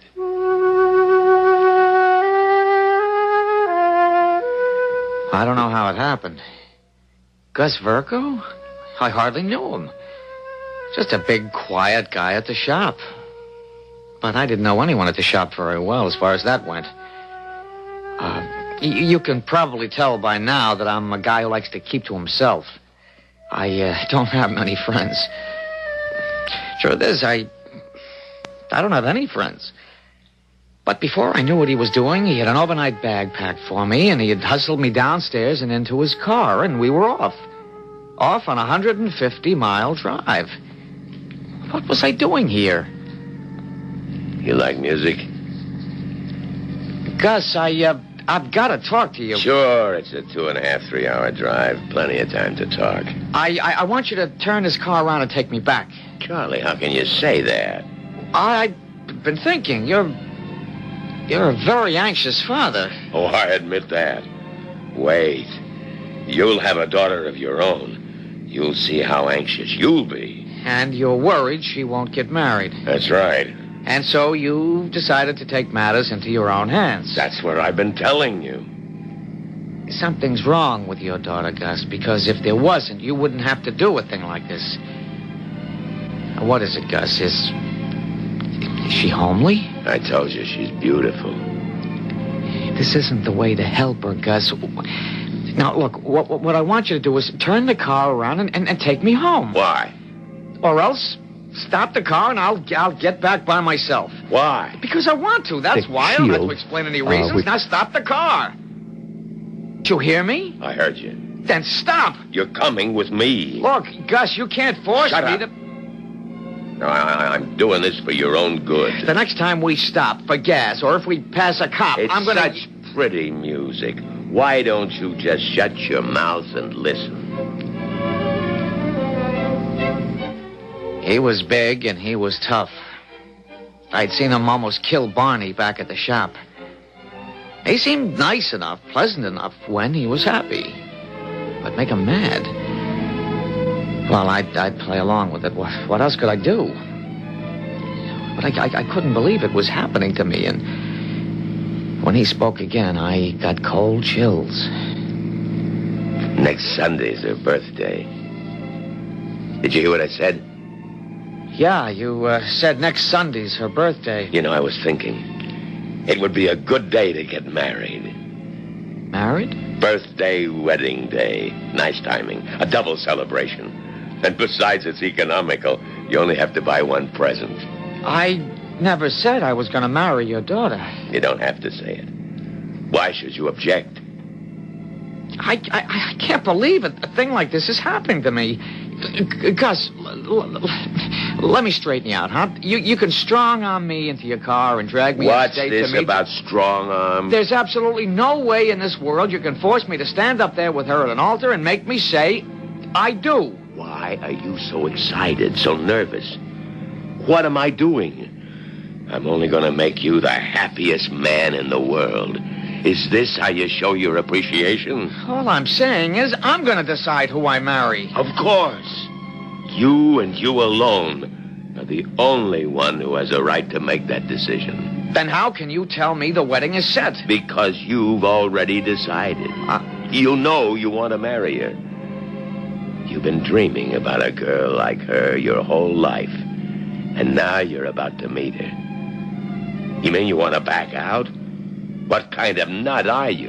What kind of nut am I? Look, the wedding is set, and let's not have any more foolish talk about it. Okay, guess. Whatever you say. All right, wise guy. You're going to learn a lesson right now. A lesson? Get that tone out of your voice. You know what I mean? The tone that says, I better humor this maniac. Because I'm not a maniac. You understand? Sure, yeah, I understand. There are people in this world who can see what other people can't.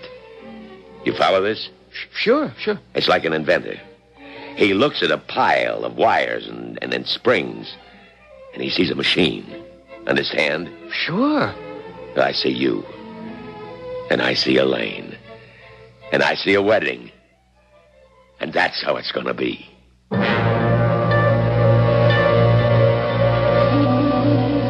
Talk about shotgun weddings. Here we're about to have one where the fellow hasn't even met the girl. You must admit it's been a sneaky kind of build-up. First, it was, how would you like to meet a girl? And before Charlie knew what was happening, it has developed to the point where he will have to marry her. Well, we haven't met Elaine either. We will in just a few moments.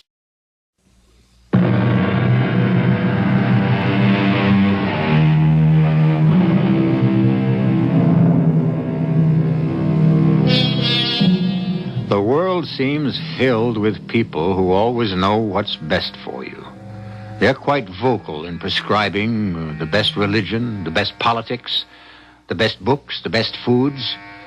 But our hero, Charlie Demarest, seems to be in the power of someone who knows the best bride for him. Not only knows, but has already set a wedding date. When you're in the hands of a madman, then what other word can I use to describe him? You better just go along with him. Why make things worse? So the thing to do is play it by ear and escape at the first opportunity. Well, a couple of miles before Slaterville, we got off the turnpike. We took a country road, and then we made a few more twists and turns, and it's open country. Wild, but very, very pretty. And suddenly, we're there. The house is... I didn't expect it to be so beautiful.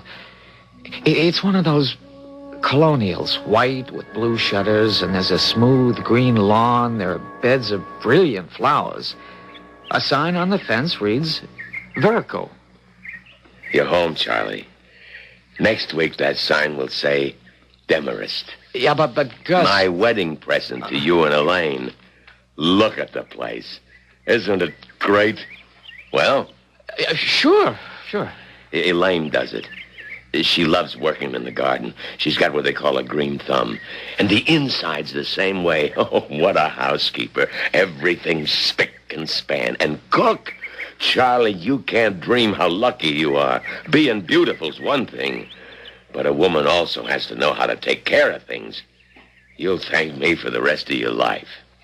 Gus, aren't you taking a chance? What kind of chance? Well, you really don't know anything about me. I know everything. Well, how do you know who I am? Shouldn't you be sure of me? You have only one fault. You talk too much. Listen. Yeah. I bought it for her when she was 16. She loves it so much. Elaine, we're here. Hello, Father. He said she was beautiful. But that word couldn't even hope to describe her. I'm not a poet, I'm a machinist, so how can I tell you? It was like a shock, an electric shock. except it was wonderful. She smiled, and everything inside me came awake. I felt as if I'd never lived before. And she wanted me? Yes, I could see it in her eyes. It was love. Love at first sight. I know it's crazy, but isn't that what love really is? Oh, the music has stopped again. Maybe Charlie can fix it. Can you, Charlie? He can fix anything. Well, He's very modest. Here, can you tell me what's wrong with it? I'll try. Say, why don't you kids get to know each other? I'll check out the dinner in the kitchen. It's all ready to serve, Daddy. Okay, so I'll serve it. I think I see the problem. Yes? It's the spring. You see, it loses its resilience. What I'll do to fix it is make another spring. We have wire at the shop that's made of a new type alloy. You're everything Daddy said you were. And I'll come back and fix... And I'm so happy I fell in love with you. Elaine, I love you. Would you like to go for a walk? Well, isn't your father expecting us to have dinner? Come on. We'll watch the sunset. She took me by the hand, and we were out the door. The house was at the side of a hill. There was a broad valley below and a river. And the glow of the setting sun turned the water to a brilliant gold, and there was a moment of absolute stillness. No sound of bird or cricket, no sigh of wind in the trees. Complete silence. We held each other very close. It was the moment. The one moment of all the millions of moments in a lifetime that can never be forgotten. The whole weekend was filled with such moments, moments of discovery, moments of joy. We walked, we talked, or we sat together quietly. Will you marry me, Elaine? Yes. Elaine, when? Whenever you say. Now. I did want to marry in a church. Then let's get married next Sunday. Is that all right? Oh, yes, my darling. Well, what are you two up to, huh? Daddy, Charlie has asked me to marry him. Oh, has he? It's to be next Sunday. Well, it didn't take you too long to decide, did it, Charlie? No, sir. You both made me very happy. And now, Charlie, you'll have to tear yourself away from her. Tomorrow's Monday, a working day, and it's getting late. Oh, that's right. Well, could you come back to the city with us, Elaine, and stay with your dad? No, I have so many things to do here. But you'll be all alone. I'll never be alone anymore, Charlie. And neither will you. Hey, we'll be back on Friday night, and what a weekend that's going to be. My whole life was different. I felt alive. I was aware of everything. The singing of birds, the perfume of flowers. You don't live until you're in love. And I was in love. Gus dropped me off at my place. See you at the shop in the morning. I went upstairs. I couldn't sleep. I was so happy. I couldn't get over my luck, my fantastic luck. Elaine. A girl like Elaine, and she was mine. Oh, before I knew it, morning had come. Time to go to work. But I couldn't concentrate. Hey, Charlie. She's turning, but she ain't cutting. What's up, kid? Too much weekend? Yeah, well, I knew then and there it was no use trying. I just couldn't wait. I'd have to see Elaine now. So I asked the foreman, Bill, something's the matter with me. Maybe I better go home. Oh, sure. Everybody's entitled to a Monday morning hangover. Just don't make it a habit. On the way out, I stopped at the stockroom and picked up some special wire for a spring. And then I got into my car and headed north. When I got to the sign that announced Slaterville, I turned off onto that country road, and then I realized I was lost. The place couldn't be too far away, but I realized I didn't know which road to take. I pulled into a diner. I figured I'd call her. I looked in the phone book, but I couldn't find the name. Verko. There was no Verko. No Gus Verko, no Elaine Verko. Well, maybe it was a different township. Operator 36.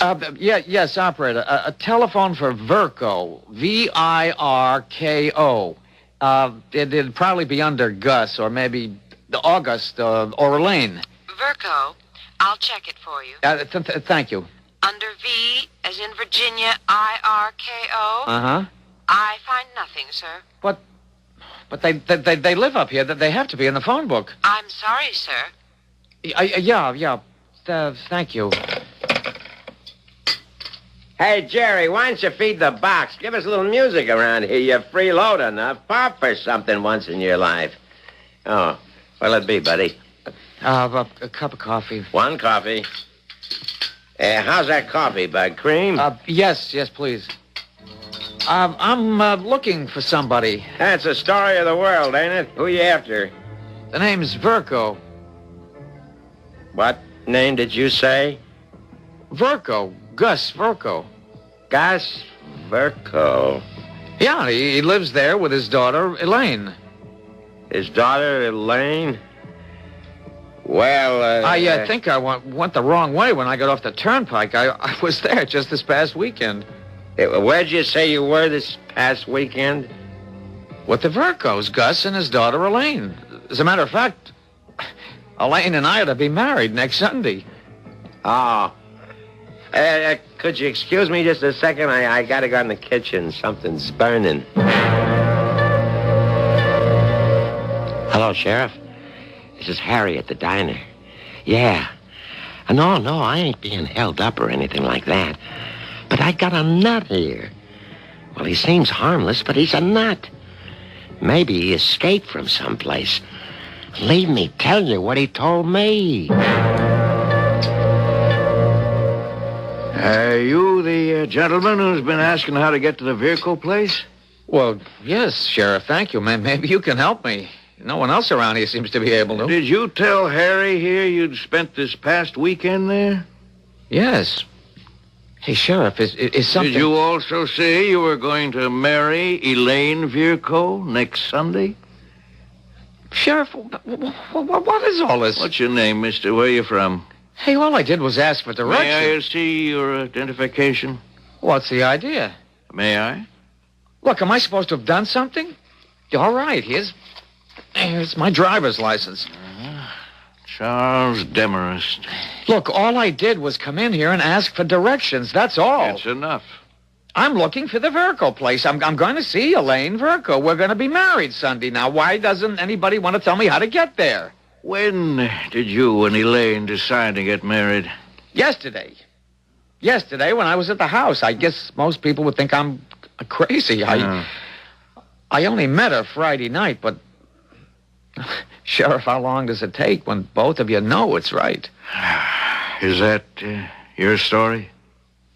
What do you mean, story? Now, look, do you want to tell me how to get there? Well, I'll do better than that, son. I'll take you there myself.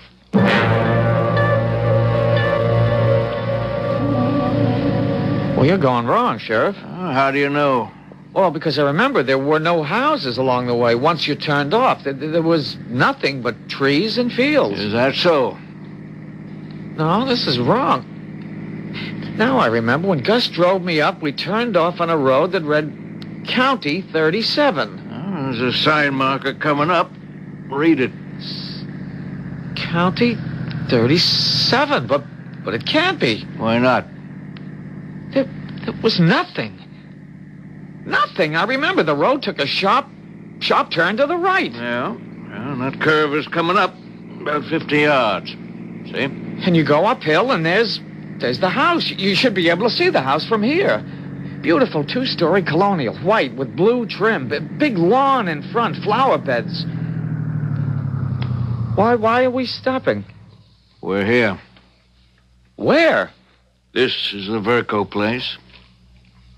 Sheriff, you're crazy. This overgrown... All you gotta do is just walk through the weeds and bushes, and you'll see it. What's left of it. But I was here last night. No, you weren't. Look, Sheriff, I'm not crazy. I ought to know where Come on. Take a little walk. I'll show you the house. What's left of it.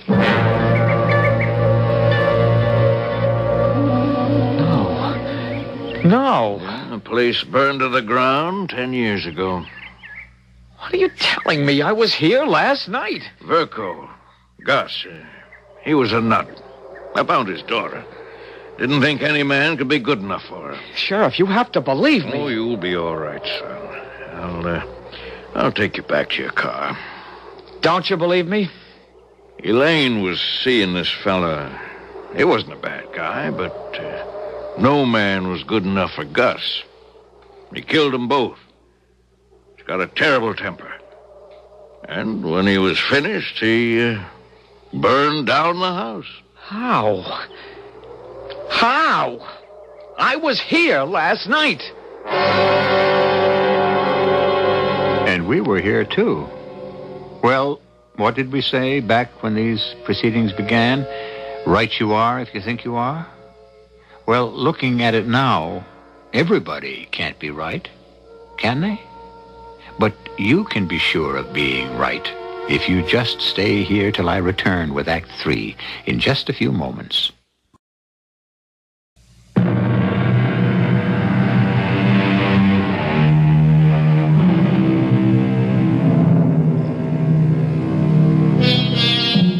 Well, here you are.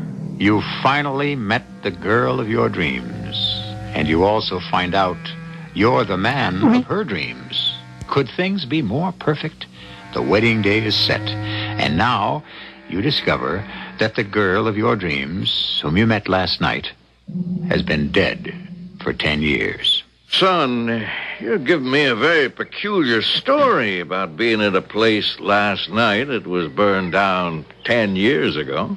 Gus Verco and we were here with her, with Elaine. Gus.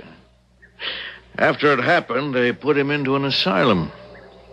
Gus Verco, he's a machinist. I know that. He works with me at the shop at Gaylord and Terry in the city. Well, I guess he beat the rap. It happens. Guys are found criminally insane, then a couple of 3 years later, the doctors find a cure. I can't believe it. Look, here's what we're up against. The house is burned down. It's rubble. The girl is dead these 10 years. But I was... Okay, let's not argue. Do you want to see the court records and newspapers? I mean, what does it take? I'm sorry, son. It's okay. Well, I'll give you a lift back to the diner. You can pick up your car. Yeah. Say... What is it? This little thing here. Oh, it looks like a box. It's a music box. Listen. Well, how big? It plays. So? What about it?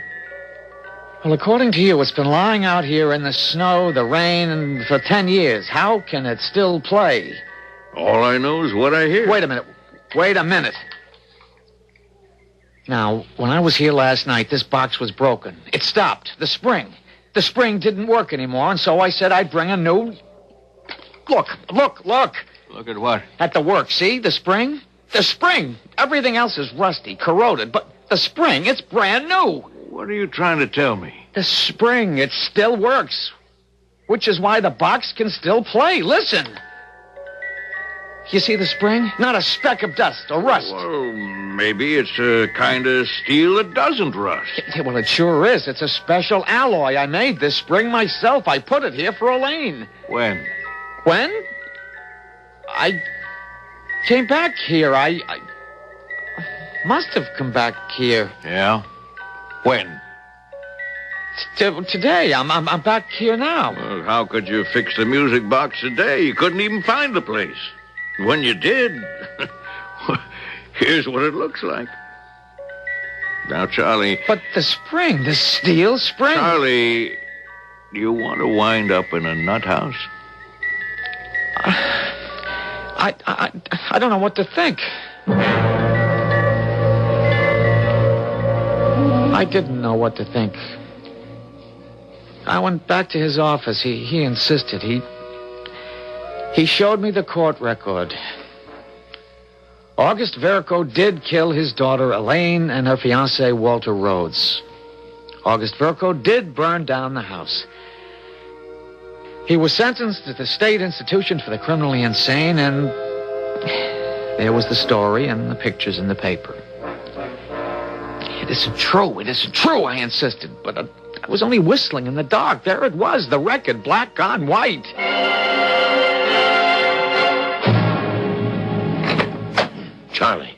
Charlie, are you all right? The foreman said you were sick, so I came here as soon as I got off work. How do you feel? You look pale. No, I'm all right, Gus. No, you're not. Something's wrong. Tell me. Well?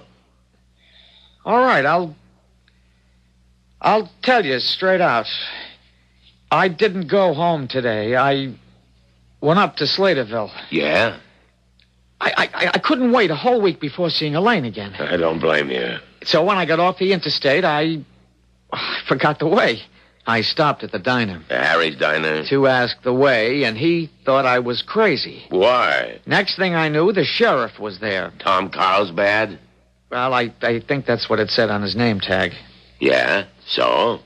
He said Elaine was dead. He said what? He said you killed her and her boyfriend 10 years ago and burned down the house. Tom Carlsbad said that? He not only said it, he took me to the place, and it was all in ruins. But you and I, we were there. Weren't we? Gus, I saw it. I saw the burned-out house, the overgrown weeds in the grounds. I went back to the sheriff's office. I saw the court records. I saw the old newspapers. You saw all this? Yes. But last night, what did you see? I saw... You saw Elaine, didn't you? Yes. How did I know the man in the diner was named Harry?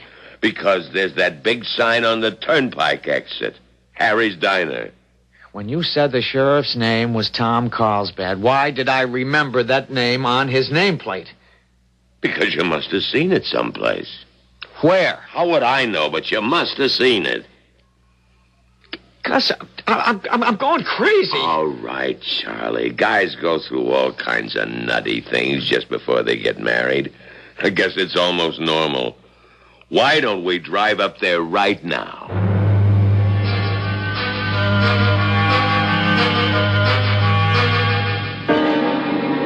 See? Right here at the interstate exit. There's the sign for Harry's Diner. And now we turn left at the state road. It looks different. Different from what? From when I was here to just before. That's exactly the way it looked last night. And now we turn right on County 37. There were houses here. Look up ahead. What do you see? I saw the house. The beautiful white house with the blue trim. The rolling green lawn. The brilliant flowers. But even more wonderful, Elaine. Elaine standing at the door, blonde and lovely and...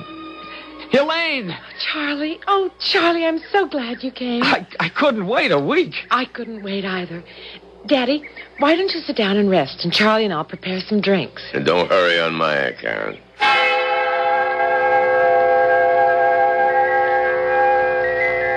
Oh, Charlie, it never sounded better. Well, it's all in the spring. That's the heart of it. With the spring, it can run forever. You're wonderful, Charlie.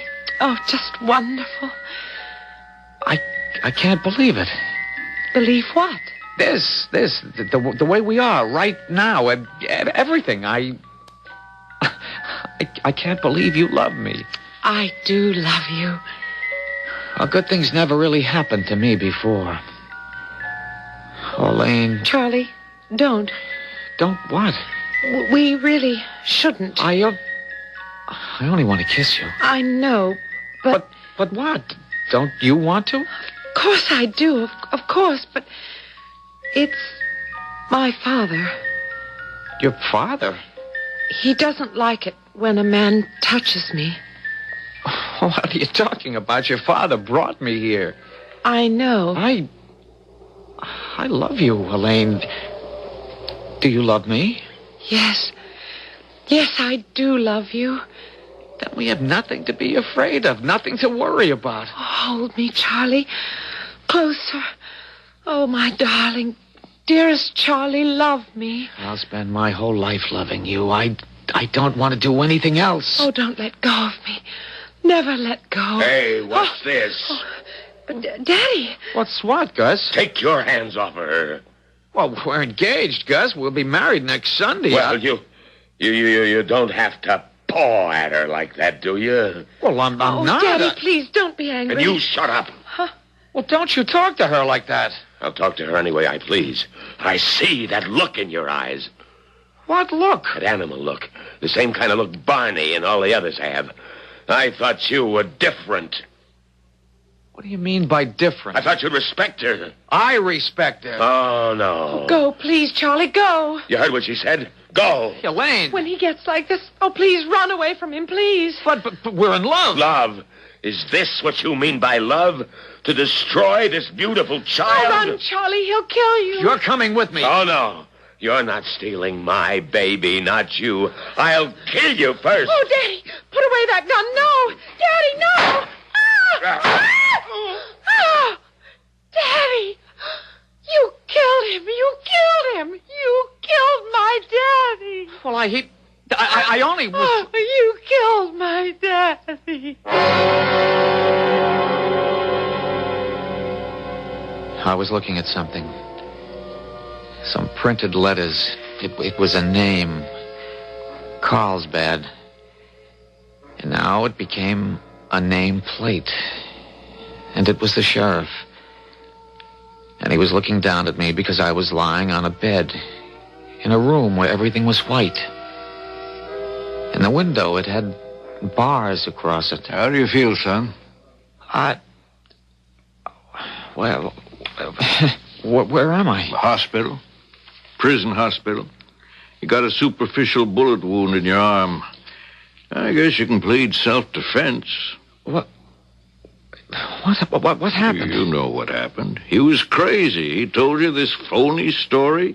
You made him face the truth. You got into a fight. He had a gun. You managed to get it away from him. And you killed him. But I was... Lucky someone heard the shots. I found you lying there with that thing in your hand. You still won't let go of it. That music box. The music box. I fixed it. Listen. Sure. Don't you remember yesterday? I told you I fixed it. In addition to pleading self-defense, you can also claim you're crazy. Son, you won't serve a day in jail. But she was... They were... Yeah? I don't know. I just don't know.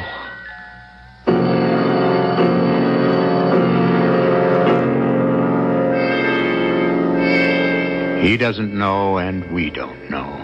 Because the basic truth is, who knows the heart and the mind of another human being? Who knows what the next one sees and feels and believes? We look far afield for mystery, and yet the greatest mystery of all is the person who is standing next to you. No mystery about me. I'll be back very shortly.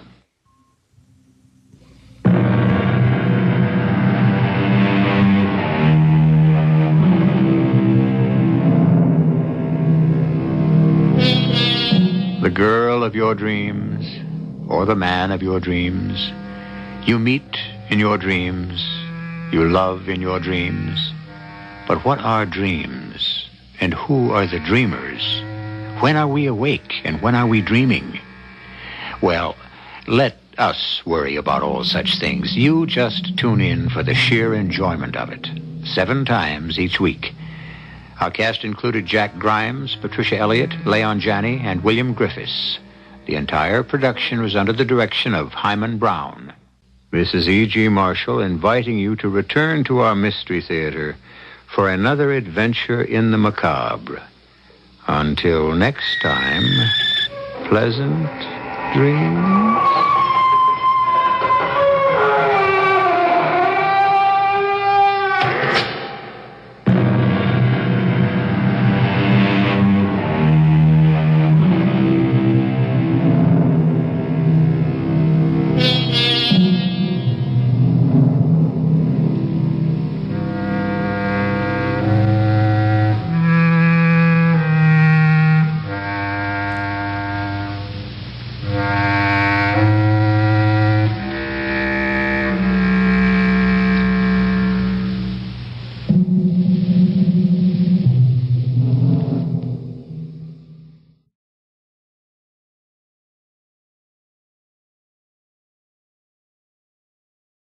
And now, Mystery Theater.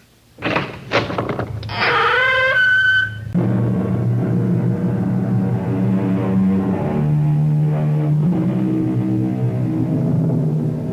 in.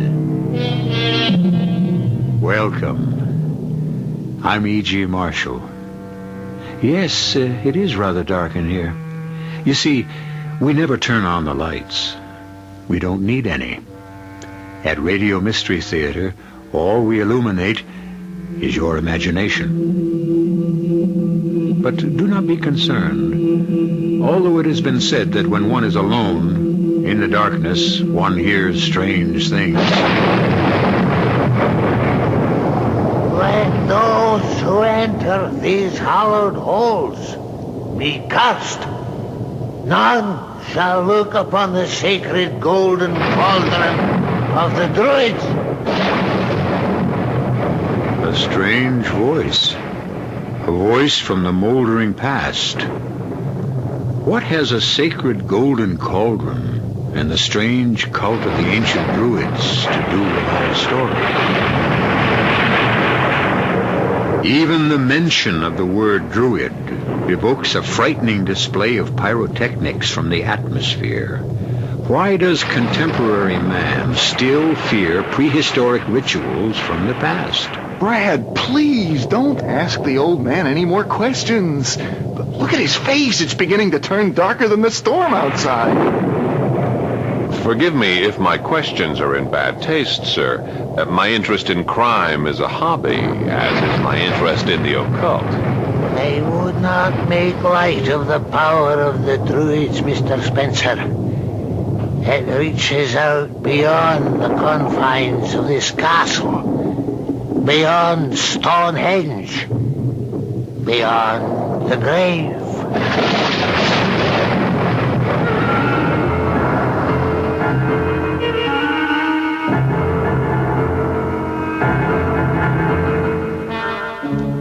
Our mystery drama, The Golden Cauldron, was written especially for the Mystery Theater by Ralph Goodman and stars Paul Hecht.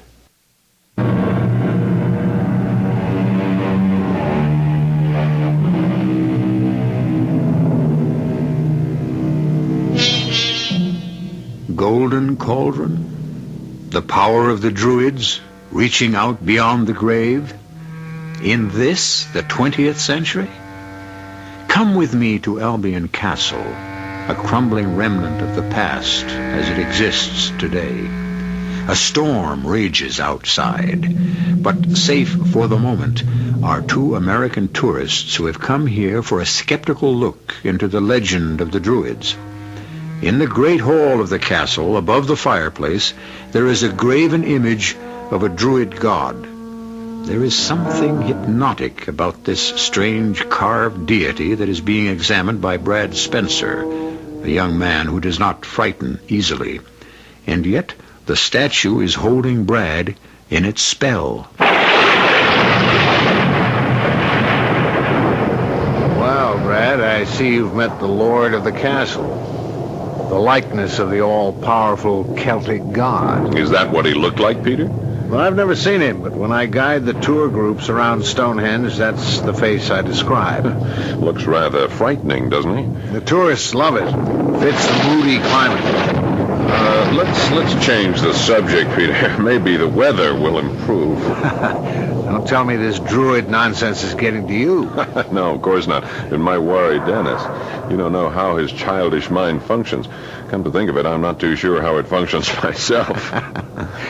As long as he can earn enough money to afford that brand new Rolls Royce you two arrived in, I'm sure you don't care. That's true. I'm a sponge. Soak up the wealth I find around me. Never work if I can help it. But Dennis is no worse than I am. He didn't earn his millions. He inherited them. I can't wait to meet him.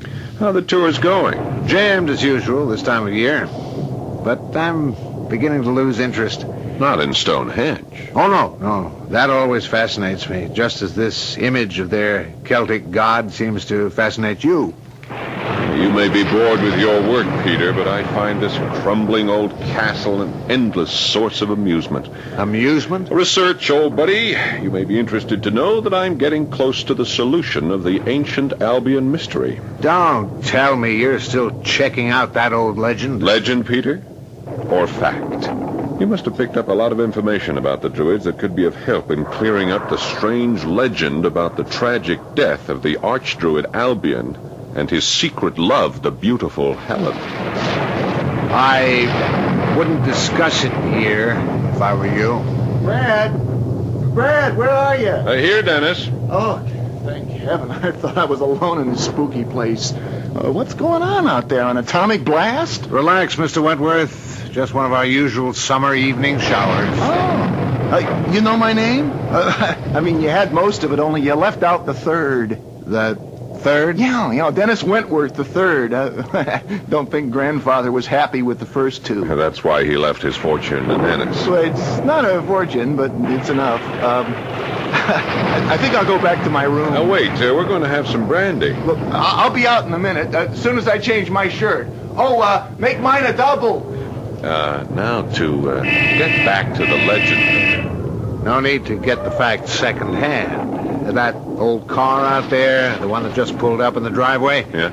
It belongs to Siculus. Who? Siculus. Siculus Lothbridge, one of the oldest residents of this area. Some believe he was once an arch-druid himself. You don't say. I'd like to meet him. You will. He haunts this castle. Haunts it?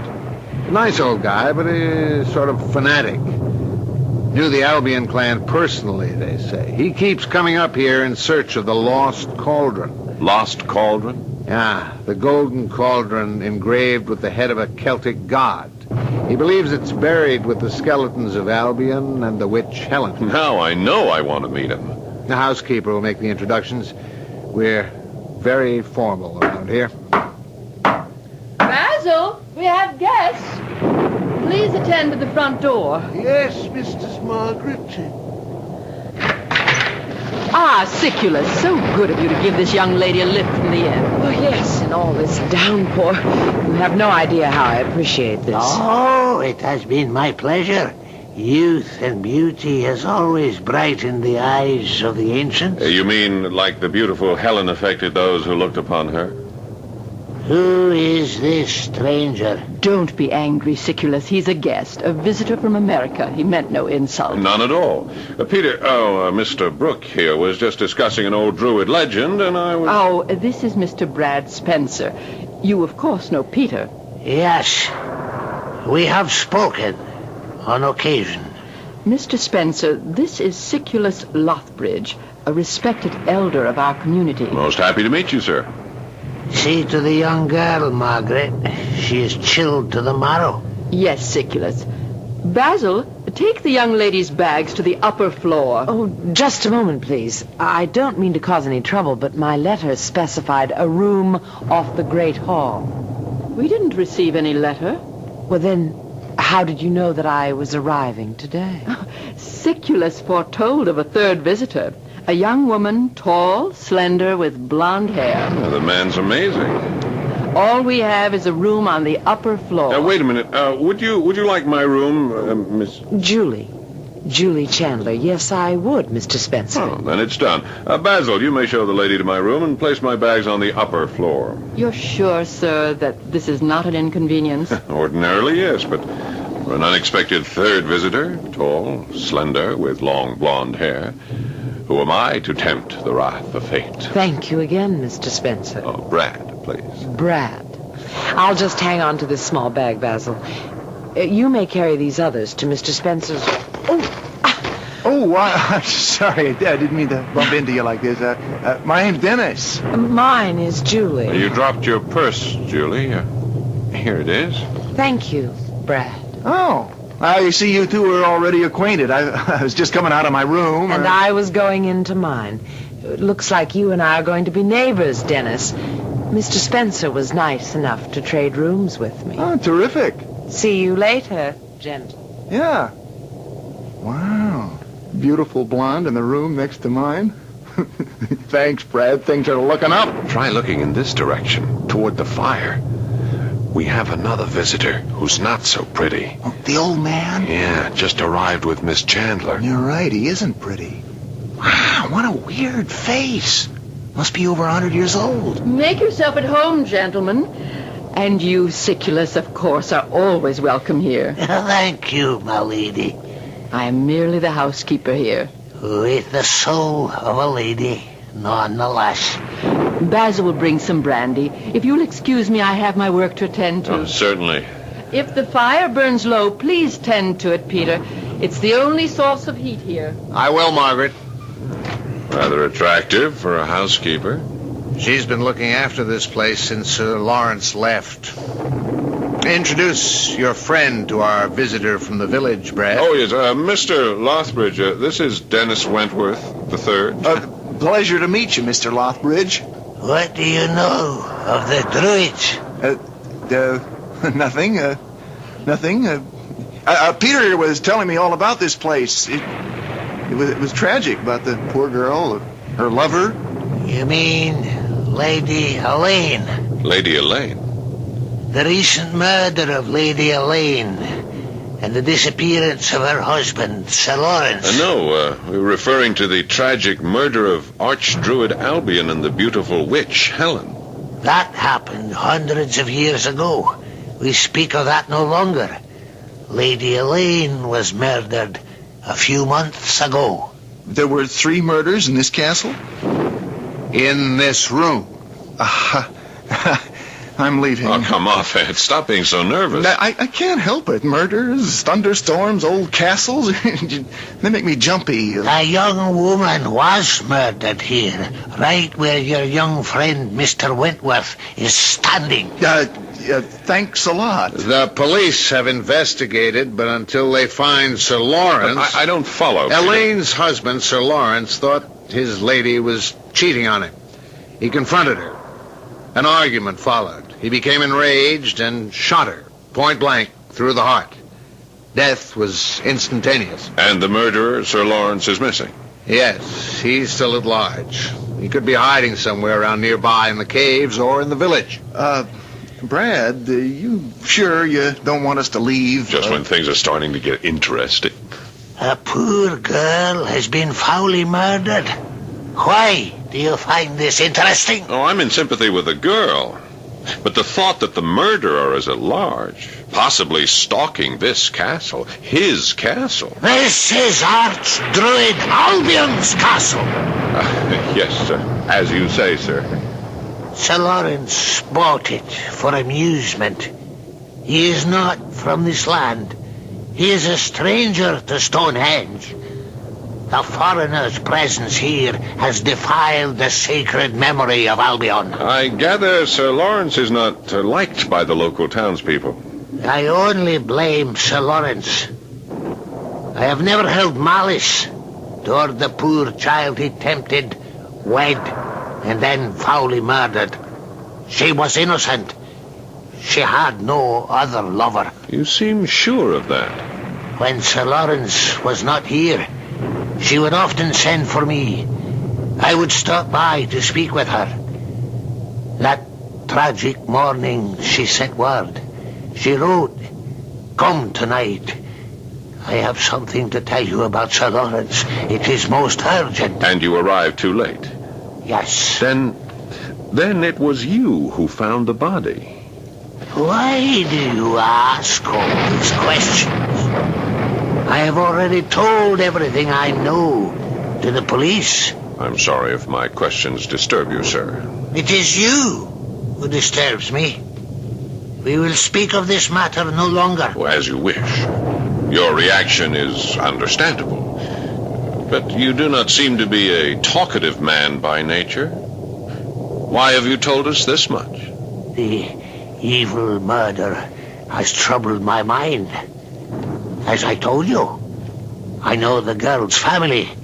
Her father was one of us. One of us? One of the townspeople. I also know her mother. The child was most beautiful.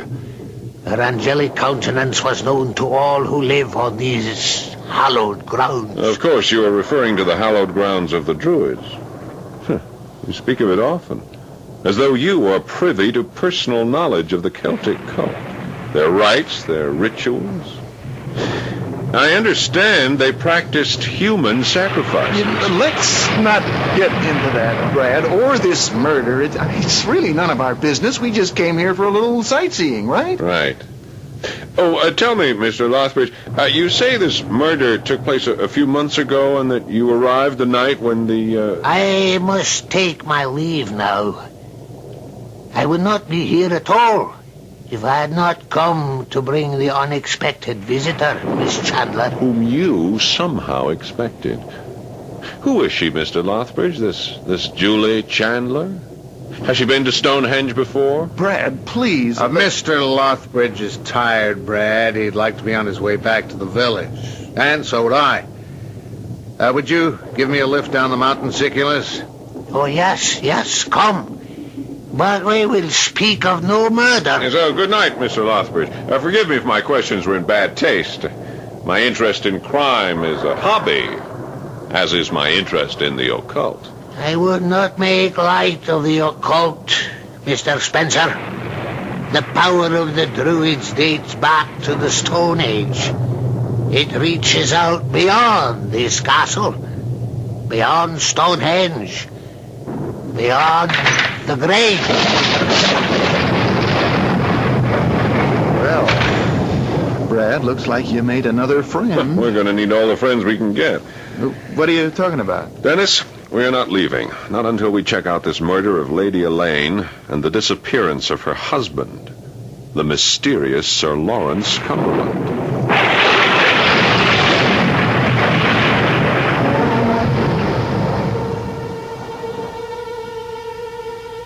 Well, what have we here? 3 skeletons that haunt the infamous Albion Castle. 2 from one century and 1 from this. Perhaps the inquisitive Brad Spencer will enlighten us as to the reason for this recent crime of violence. I, for one, hope he hurries before the trio of corpses turns into a quartet, or a quintet, or a... Well, one thing we know for sure. In a moment, we will be back with Act 2.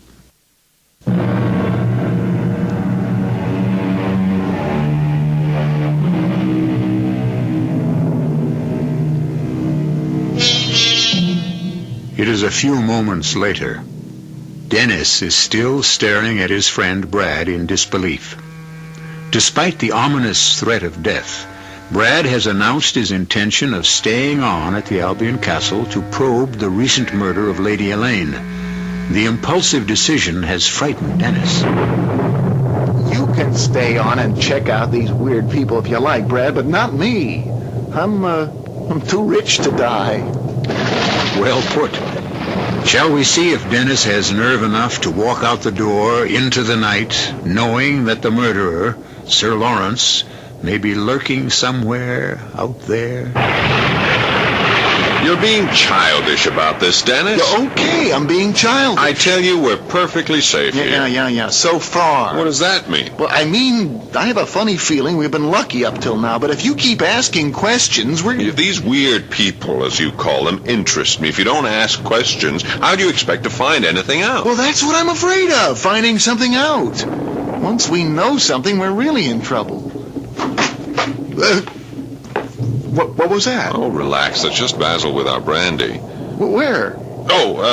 Excuse me. Sorry, Basil, old man. I moved softly around the old place. I do not wish to disturb people. Oh, that's thoughtful of you, Basil. Oh, I see you've already poured our drinks. Yes, sir. Mistress Margaret is most particular about how I serve the guests. Yours, sir? Oh. And one for you. I do hope you'll find this to your liking. Thank you. Oh, tell me, Basil, what happened to the dog? The dog, sir? What dog? Well, I noticed an empty enclosure near the driveway when we arrived yesterday. A dog run. The name Bruno engraved on a metal plate on the wire fence. Oh, the dog. I'd forgotten for a moment. Poor Bruno. It was Sir Lawrence's dog. Oh, what happened to poor Bruno? He died. A lot of poor things seem to die around here. How did Bruno die? We had to destroy him. After Sir Lawrence ran off, the animal howled all day long, refused food and drink. He acted strangely. What do you mean, acted strangely? It would no longer enter the castle. Used to sleep there, by the fire. But after Sir Lawrence ran away, it would no longer sleep there. Oh, where did he sleep? Out there, in the courtyard, on Albion's grave. Strange behavior. Howling. Became a nuisance. Mr. Lothbridge prepared a potion, a gentle poison. I fed it to Bruno. I thought you said it refused food and drink. Well, by then, it was too weak to resist. The poison was lethal. It just went off to sleep. Never woke up. If you gentlemen need anything else, please listen. Oh, yes, sir. Thank you. I warned you, Brad. You ask funny questions, they serve you funny brandy. Your imagination is running away with you, Dennis. There's nothing wrong with this brandy. If you're worried, I'll drink mine first. This is delicious. You sure it's okay? Fine. Go on, take a sip. It won't kill you. Bad joke, Dennis. But drink up. You look like you need a drink. I do. Okay, here goes. Sure needed that. This place gives me the creeps. Yeah, so I've noticed, particularly when I was asking old Siculus a few questions. There's only one person I'd like to ask a few questions of. Oh? Yeah, Julie Chandler. Did you get a look at that chassis? I'm dying to ask her 3 questions. Address, phone number, and if she's married or single. Have another brandy. Yeah, I think I will. The stuff is great. Better make it a double. Why? Here she comes. Yeah. She slipped into something more comfortable. For her, not for me. Good evening, Miss Chandler. Hello. I must say, you look rather nice tonight. Thank you. So do you. Yeah. Oh, allow me to introduce myself. My name is Dennis. Dennis Wentworth III. I know. We were introduced when I arrived. Oh, yeah, of course. And your friend's name is... that doesn't matter. He's a bore. A complete bore. Oh. May I pour you some brandy? Yes, thank you. It's okay. We just tasted it. I mean, it's a fine brandy. Brad, if you'll excuse us, the young lady and I... Brad, that's it. Brad Spencer. Is something wrong with her? No, just restless. May I sit down? Oh, please. Oh, thank you. You were saying, Julie, may I call you Julie? Certainly. Dennis. About this being restless. That's why I decided to travel. See new places. I've read about Stonehenge and heard about this old castle that's been turned into a sort of inn by Sir Lawrence. And I decided to come here while I was traveling abroad for, well, the novelty of it. Now, Julie, you know that's not true. Isn't it, Brad? No. You've been here before. You knew of the rooms off the Great Hall, and the name Sir Lawrence isn't mentioned in the travel folder that suggests this inn, as you call it. You haven't been traveling abroad, Miss Chandler. You live abroad. In Ireland. Dublin, as a matter of fact. Well, how would you know that, Brad? Miss Chandler dropped her purse when we were exchanging rooms. I swiped her wallet. Oh, here you are, Miss Chandler. And I thought you were honest. I had hoped you were, too. It's seldom I meet a man who is interested in more than he sees. Thank you. Tell me, Brad, what do you do for a living? Live. Don't you work? At living, yes. How do you feel about me at this very minute? Fascinated. That's encouraging. I'm glad I took the extra time to put my face on just right. Well, it's not the face I find fascinating. Not that it isn't a very pretty face. It's what's behind that beautiful mask. What's going on inside that lovely head of yours. Still the analytical male. Haven't you ever made a decision that was impulsive? Yes, once. I discovered it was a foolish one. Would you like to kiss me? Impulsively or analytically? Any way you choose. Wait a minute. You two just met. You're not gonna... Yes, you are. I found that exciting. I find this depressing. Did it do anything for you, Brad? I don't know. Let's try it again. All right. Now, that's what I call a kiss. That was a shot, you fool! The window is shattered. Yeah, it came from outside the castle. Okay, get down, both of you. Whoever that is, he's lurking outside. Sir Lawrence. Perhaps, but how did you know about Sir Lawrence? Well, they told us when They didn't tell her. The front door. It's opening. Peter! Siculus is with me. Is everyone all right? Well, I thought you left. We did. But Siculus had a strange premonition. Said he felt the presence of Sir Lawrence in the wooded area beyond the castle grounds, so we returned. I could feel the evil nature of the man. Remain silent. The link between the living and the dead is still here, just outside this room. Mr. Spencer, Peter, what is happening? That noise I heard. That was a gunshot fired at a distance of, I would say 100 yards or so from ground level. Ground level? Wow, but you would know that. Simple. The glass was shattered here at this point of entry, just a few feet from the floor. And the bullet spent itself here above the fireplace, just over the head of the druid god. Just took off one of his ears. Sacrilege! May the heavens might revolve and the evil be bound by chains to eternity. Man. I mean, look, let's call the cops and get that guy. We have no telephone. This is an isolated area. The castle was renovated, but it has been impossible to string phone wires up the mountain so that we could have contact with the outside world. Oh, great. That means we're on our own. Sitting ducks for Sir Lawrence. If that was Sir Lawrence out there. What does that mean, Mr. Sherlock Holmes? Well, simply this. We aren't sure just who fired that shot as yet. Are we, Basil? I beg your pardon, sir? Now, where were you and Mistress Margaret when the shot was fired? I resent that implication, Mr. Spencer. No, I'm not implying anything, just sifting through the facts. In that case, I suppose I'm a suspect, too. No, I didn't say that, Peter. Well, I was out there with Siculus. If we continue along this line of reasoning, both Siculus and I could have... No, perhaps one of you, but...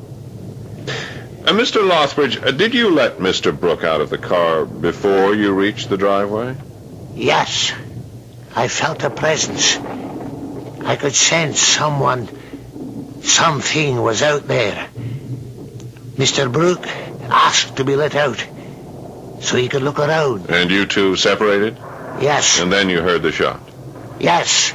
I see. Well, then you are right. It could have been them. No, I never said that, Dennis. Nor did I say it could have been Basil or Mistress Margaret. Mr. Spencer, we are not amused. I am. Intrigued. And innocent, of course. Can you prove it? Well, I was standing right here next to you when the shot was fired. What about the gun you carry in your purse? You'll find it's not there anymore, Miss Chandler. What? You're right. It's missing. How did you know I had a gun in my purse? If you recall, when we exchanged rooms, you dropped your purse. I picked it up.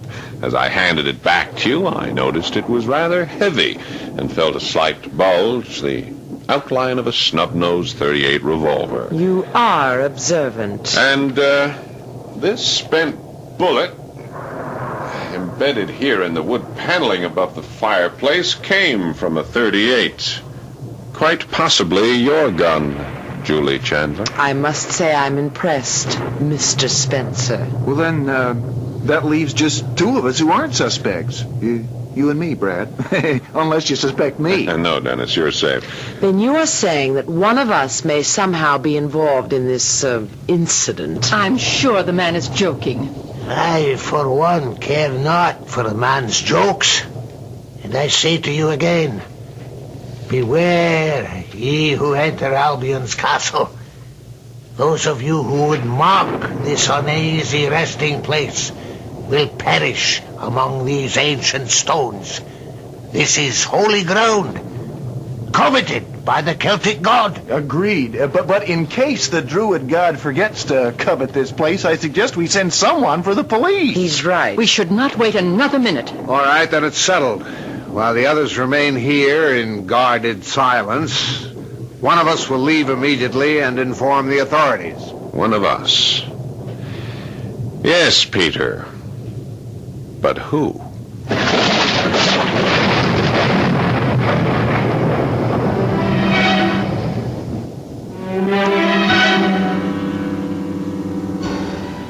An interesting dilemma. 6 souls trapped in the remains of a crumbling druid castle, held prisoner by their fears and suspicions of one another. Can Brad Spencer unravel this web of deceit? He and his reluctant traveling companion, Dennis, seem to have stumbled upon an unusual and terrifying vacation spot.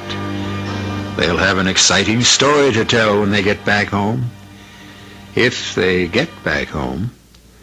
I'll be back shortly with Act 3.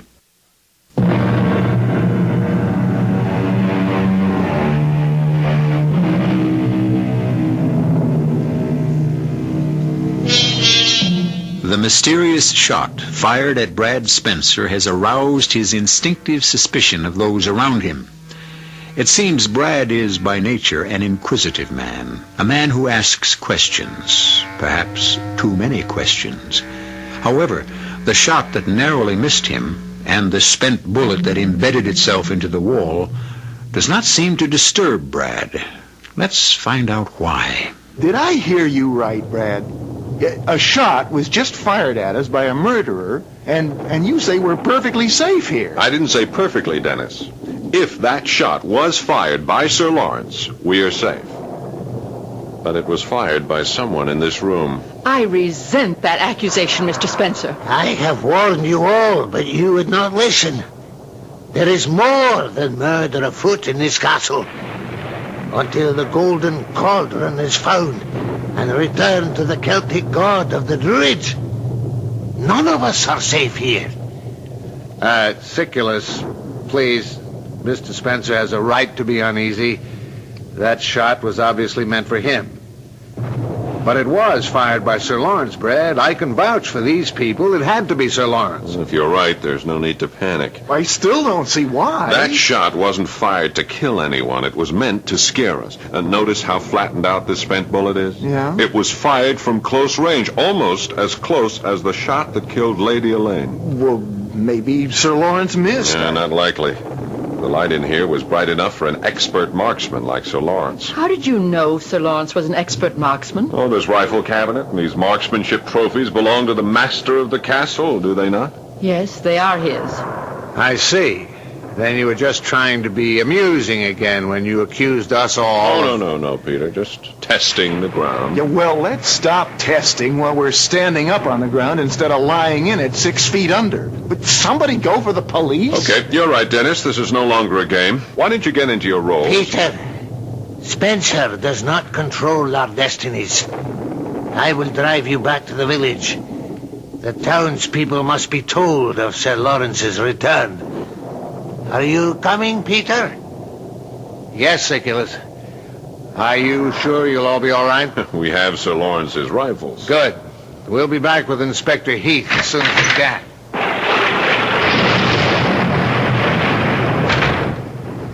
If we have your permission, Mr. Spencer, Basil and I will secure all doors and windows from the inside. Come, Basil. Yes, mistress.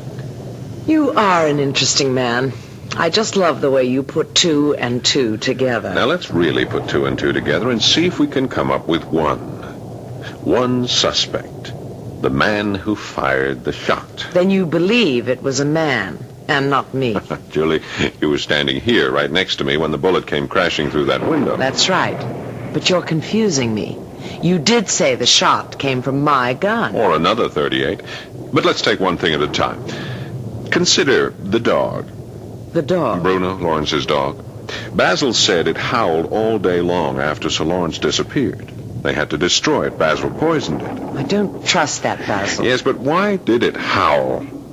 It was Sir Lawrence's dog. Why didn't it run off, go searching for its master? Well, maybe they had it chained up. No, Dennis. Now, if you remember, Basil said it howled all day, and at night it slept out there in the courtyard on Albion's grave. Oh, how gruesome. Or how obvious.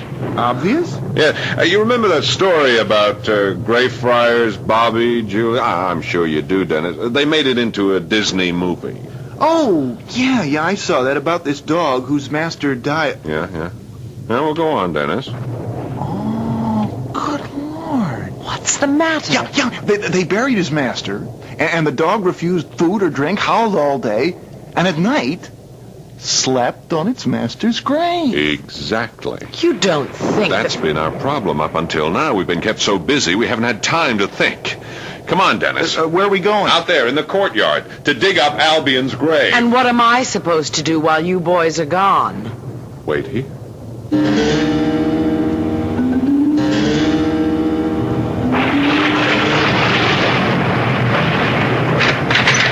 Are you all right, Julie?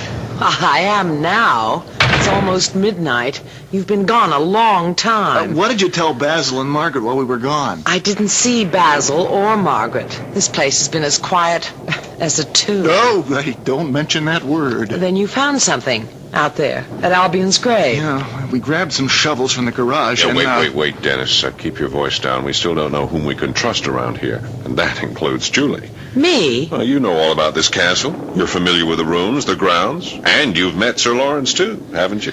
Yes. What did he look like? Did he have a rather large mustache, long sideburns, and a prominent scar on his face? Yes. Have you seen a picture of him? No, we just saw him.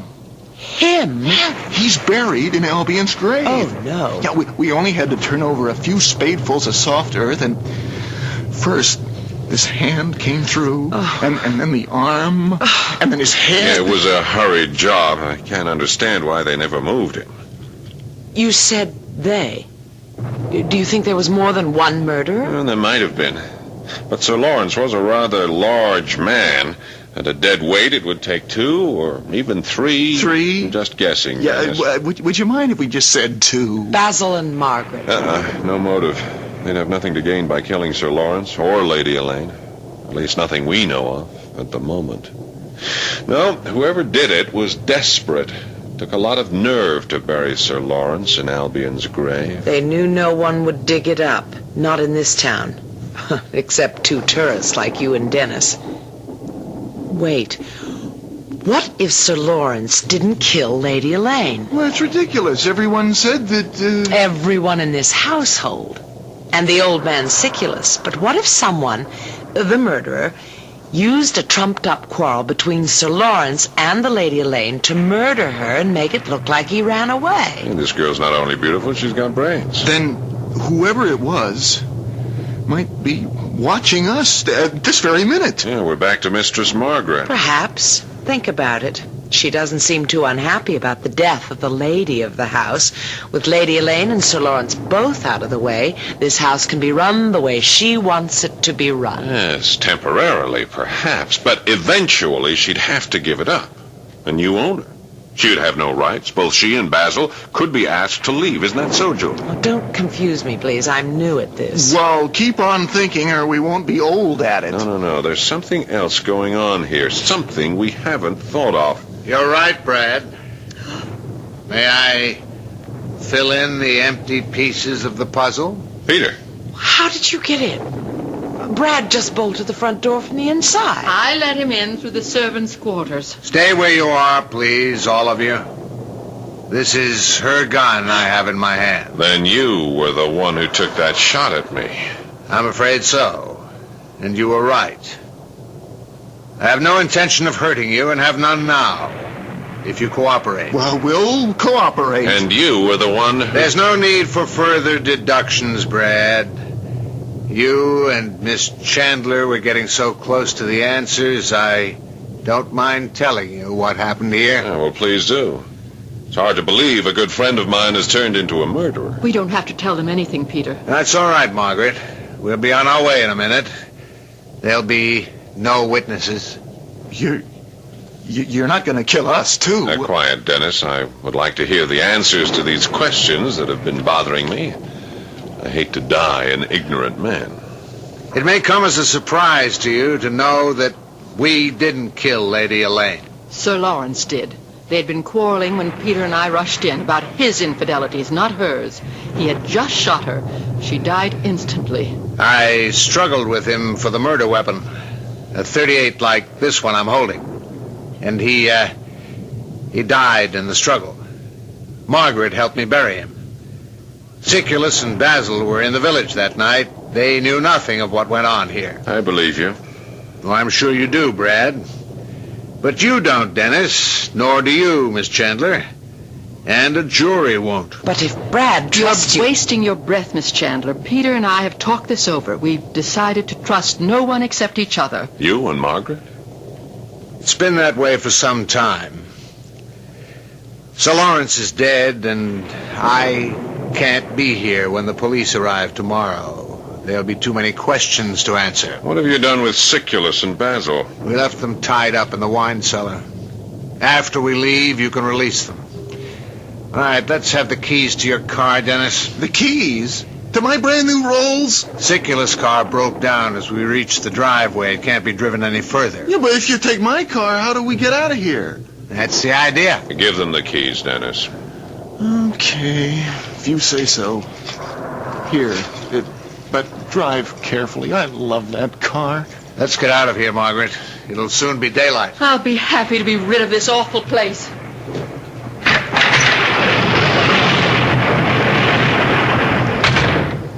Quick, Julie. Bolt that door from the inside. And Dennis, run to the servants' quarters and bolt that door shut again, too. Right. Good thinking, Brad. And while you're there, Dennis, release Siculus and Basil from the wine cellar. This castle is secured, Master. But why all the precautions? And why do you have that I've got 'em where I want 'em look on your face? Just come to the window and listen. It sounds like our culprits are having trouble starting Dennis's car. Is the engine missing? No. But this is. What is that? The coil wire to the distributor. I removed it when Dennis and I were in the garage.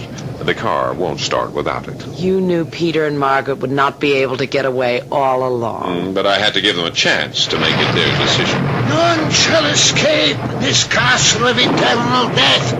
You shall pay for your sins. Sounds like Dennis released Siculus and Basil. This calls for a drink. Right, Julie, but keep away from the windows. Peter still has your gun, and he must be getting angry by now. I don't blame him.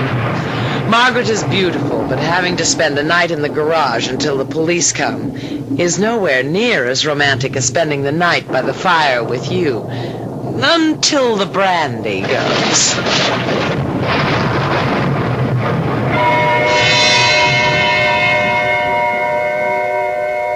I always did like a detective story with a happy ending. And having faith in the jury system, both here in America and abroad, I am sure both Peter and Margaret will soon be free of the haunting memory of Albion Castle. As for the Druids, there is a great deal to be said for the fascination Stonehenge has for the archaeologists and astronomers of today. The message of the Druids is still with us. I'll be back shortly.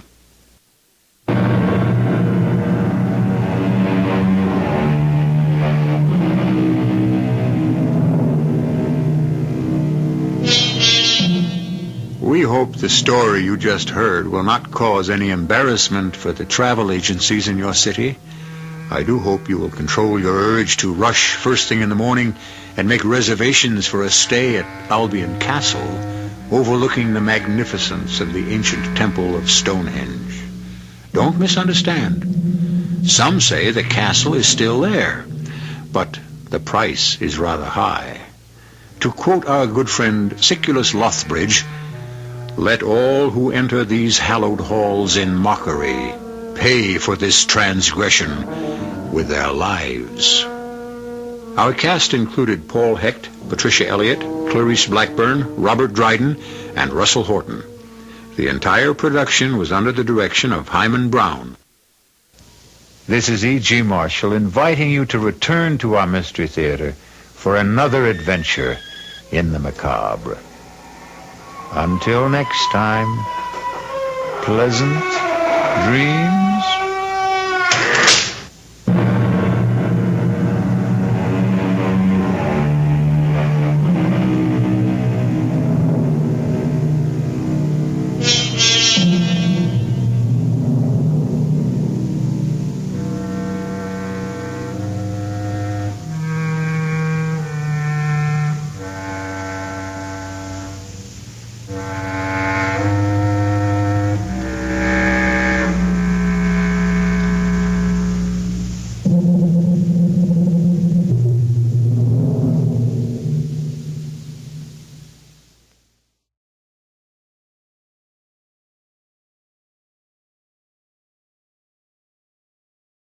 The CBS Radio Mystery Theater presents...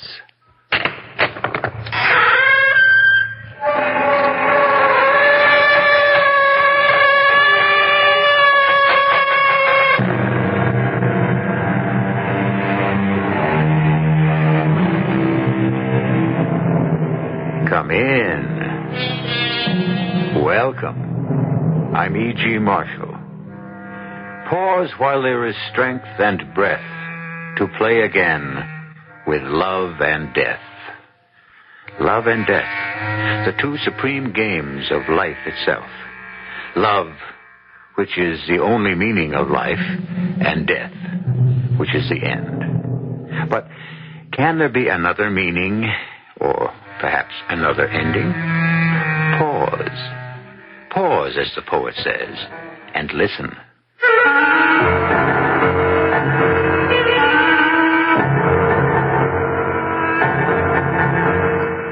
Our mystery drama, Don't Die Without Me, was especially adapted from the O. Henry classic for the Mystery Theater by Sam Dan and stars Robert Dryden and Marion Seldes.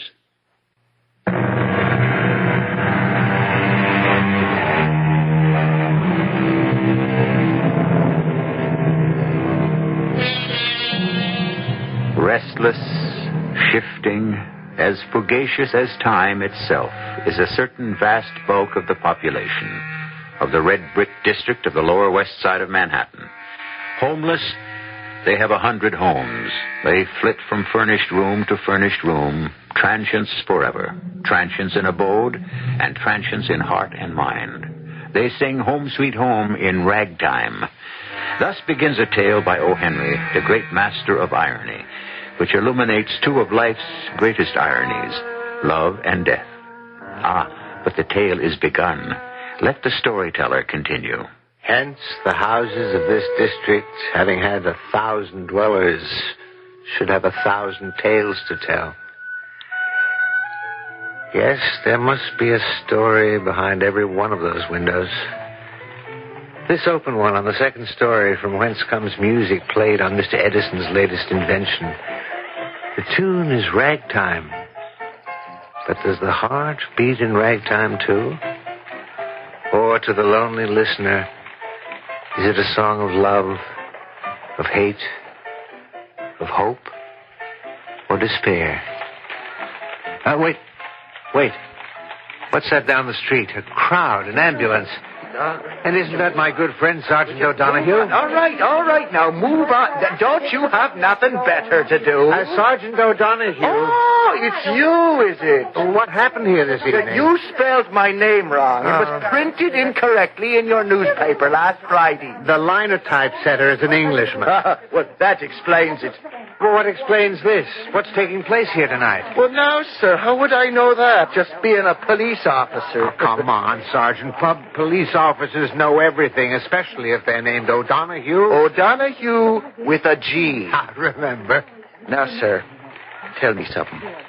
Why do they come to New York town? Why does who come to New York? All the sweet and pretty young things.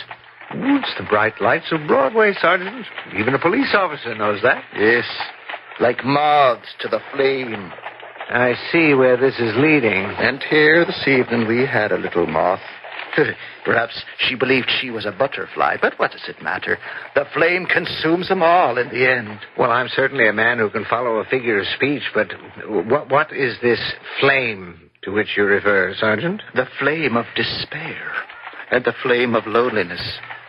They sit alone in a furnished room, a stranger among strangers, and they look at the flames. The leaping yellow flames. The leaping yellow flame? But now it has become the flickering blue light of the gas range. They look at the light, and it's so cold and distant. A chill flame without light and warmth, like life itself, cold and dark. So they lean forward, and almost without thinking, they blow out the flame. Now, they're alone in the blackness of the night, and all is silent except for the gas, the low, soft hiss of the gas. What you're saying is that a girl in this building turned on the low, soft hiss, like the hiss of a snake. But a kindly snake. She's dead then, Sergeant? Yes, sir.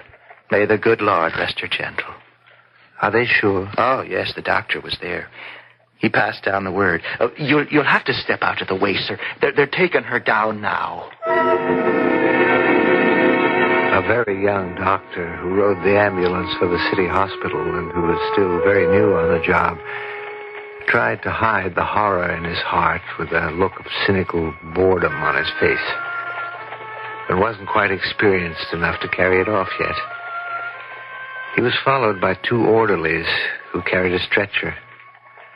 The face of the poor unfortunate was supposed to be covered, but the blanket had slipped. For a moment, I caught a glimpse of a fair young face with reddish gold hair. A beauty mark on the chin. Just for a moment. And she was gone. Into the ambulance and away. To be lost and gone forever.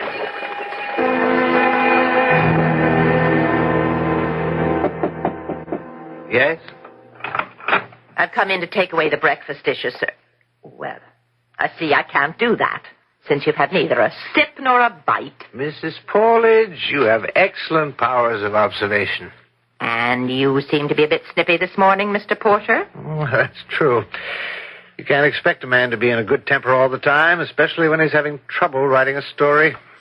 You're having trouble writing a story. Oh, yes. How is that possible? Why would a beautiful young lady want to end her life? There's a man in it somewhere. Could there be another reason? Nah, not for a woman. Now, this young lady ended her life in a... it could be considered a theatrical rooming house. Perhaps she was despondent because her career had failed. Nah, I wouldn't believe it. You said she was young and beautiful? Well, the world doesn't have to come to an end for that kind. No. I could only believe she'd end it all for love. That's the only way you'd have it? Afraid so. And you'd better stop fighting it. The reddish gold hair. For a moment, it seemed like a halo around that angelic young face. A face I knew I would never forget. Why? Why did she do it? Who was she? I looked through the papers. Nothing, not a word. So much happens in the city, there isn't room for everything. Especially the passing of an unknown, obscure young girl, even if she is beautiful. So many of them are beautiful. So beautiful it breaks your heart. Well, I would have to ask questions. Yes? Are you the landlady? Yes, I am. My name's Mrs. Purdy. You want to rent a room? About the young lady who died here last night. What young lady? Well, that's what I want to talk to you about. Are you a cop? No. Then what are you snooping around for, asking questions? I'd like to know why You got the wrong address, sir. Now, wait, before you slam the door in my face, I'm a newspaper man. What do you want? She was nothing. She was nobody. Who's going to be interested reading about her? I want to ask you a few questions. Oh, come on. Give me a break, sir. If it gets known somebody done the Dutch act in that room, nobody's going to want to rent it. Well, would you? It doesn't have to get into the newspaper. Oh. Well, now, you're a gentleman. Are you sure you're a reporter? Can we talk inside? This is the room. This is the room. I see. Well, what's the matter? It ain't nice. Well, I mean, what do you want for $4 a week, the Ritz? What was her name? I don't know her name. Well, how can that be possible? Well, the name she gave me was Helen Smith. Do I know if that was her real name? What did she do? Well, I don't know. Where did she work? I don't know. Didn't you ask? Why should I ask? If they want to tell me, they tell me. Otherwise, all they got to do is behave themselves and pay the rent. Where did she come from? I don't know. How long had she been here? How long? Well, 3 weeks. Yes, I remember I was supposed to collect the 4th week's rent from her this morning. So, you don't know who she was, where she came from, what she did, or why she killed herself? Who knows? What happened to her belongings? Belongings? Oh, she didn't have none. Well, what I mean, she had the dress she was wearing and another one. A skirt, 2 blouses, some under things, and the shoes she was wearing. Oh, just a few stitches of clothing was all she had to show for the world. Poor child. And among the things she owned, there was nothing to identify her? No, sir. No jewelry? Jewelry? Oh, bless us. No. A watch, a ring, a bracelet? Nothing. Who discovered her?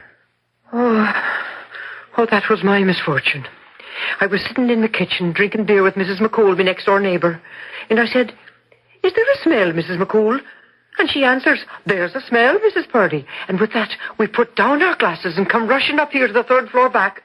We opened the door. And there she is, poor child, laying on the bed. And... Yes? Well, we opened the window, but it's too late. So we both ran screaming downstairs into the street. Well, what else can you tell me? Oh, nothing. Nothing at all, sir. We saw the policeman on the beat, and he sent for the ambulance. Oh, not that it done her any good at all. And there's nothing you can tell me about the girl? Well, I've already told you everything I know.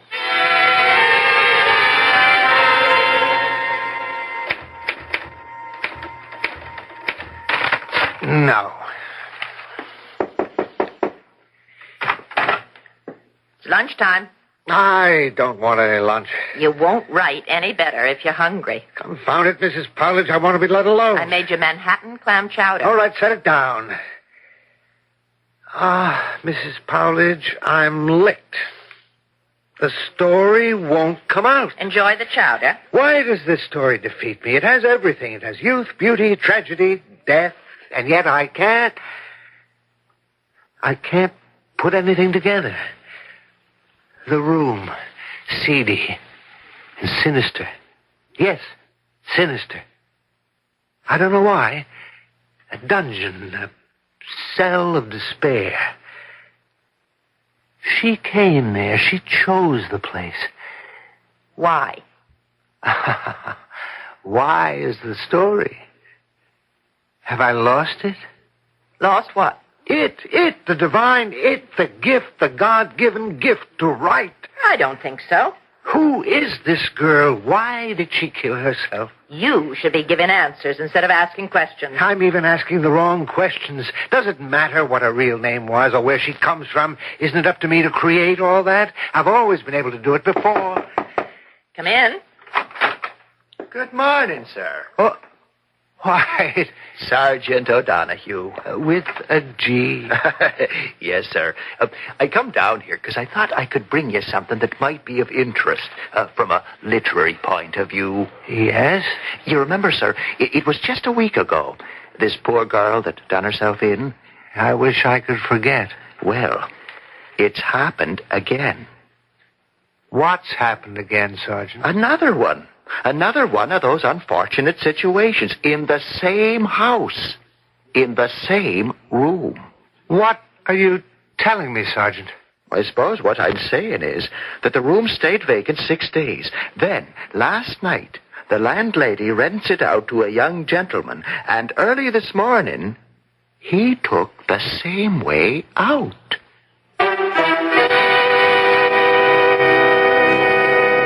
Well, what are the odds? We're discussing the final desperate actions of two defeated young people. What are the odds that they could have chosen the same room out of so many thousands in the city? Consider the room. Is there something in the room or about the room? We try to answer questions like these in Act 2, which I shall bring you shortly.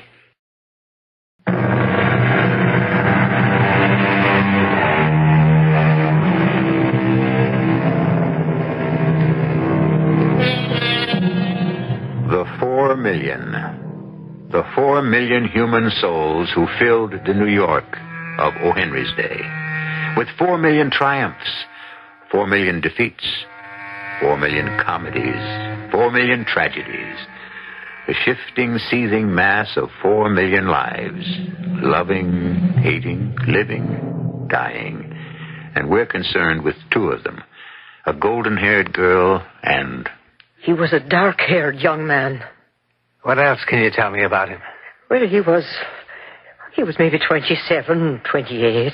Tell me everything. Oh, please, sir. If this ever gets out, I'll never be able to rent that room. Never. I want to know everything. Well, last night, there was a ringing of my doorbell. And... Oh, please, sir. Go on. Last night. What time? Well, 9 o'clock, I believe. 9 o'clock. Go ahead. I don't like to think about it. Your doorbell rang. Well, yes, and he asked if... Do you have a room to let? Well, I have the 3rd floor back. May I see it? It's $5 a week. Oh, that's all right. In advance. I don't object. All right, well, come along. Now, I keep a very nice, clean house.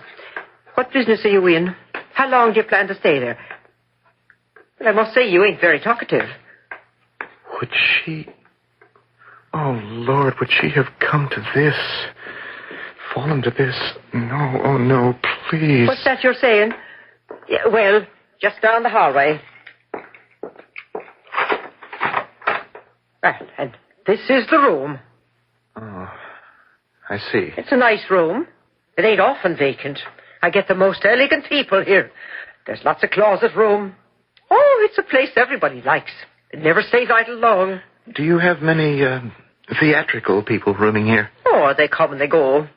There's a good proportion of my lodgers are connected with the theatre. Actor folk never stay long anywheres.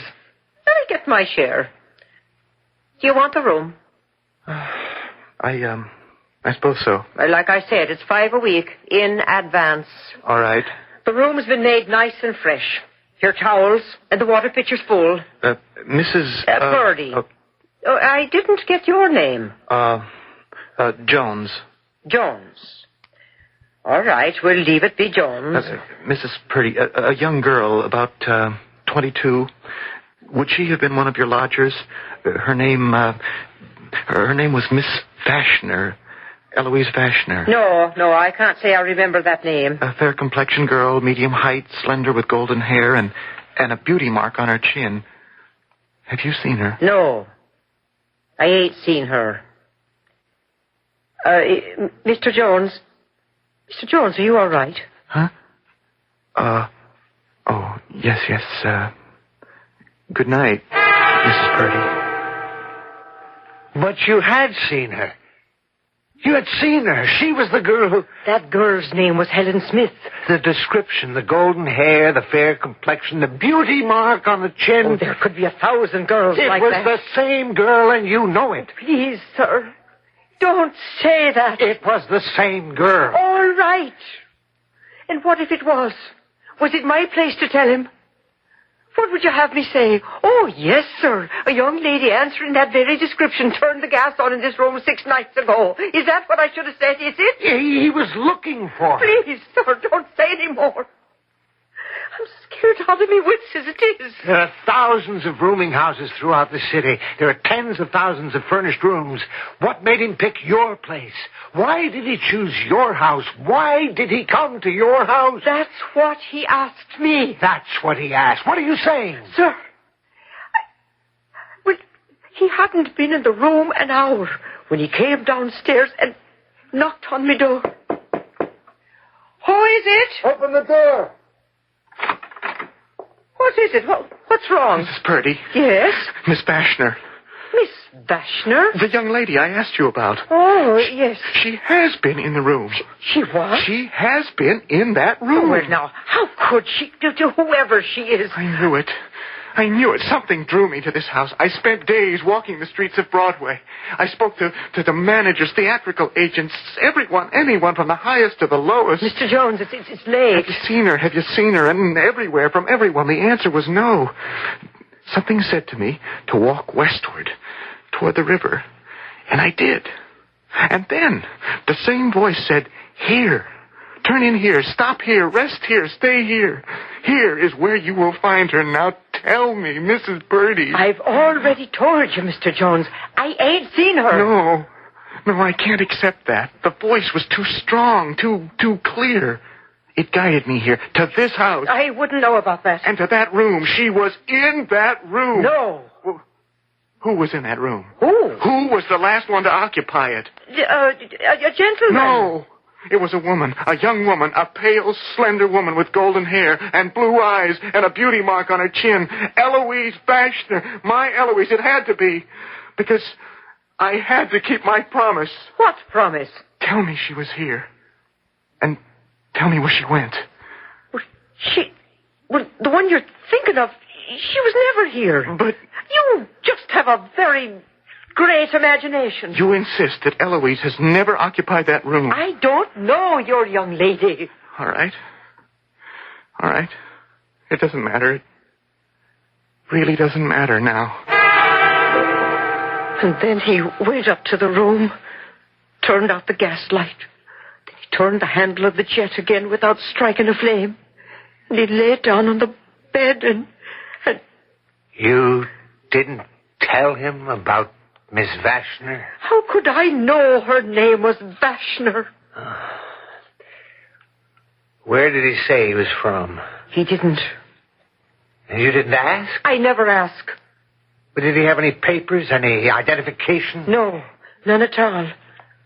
How do you know, Mrs. Purdy? How do I know? Well, I looked. There was nothing. Just as we know nothing about the girl, we also know nothing about the man. Most important, we know nothing at all of how he happened to come to this very place. Oh, I feel sorry for them two young folk. But I don't know what can be done about it. And life goes on, sir. and I've got to get the room cleaned up and hope I can rent it out again.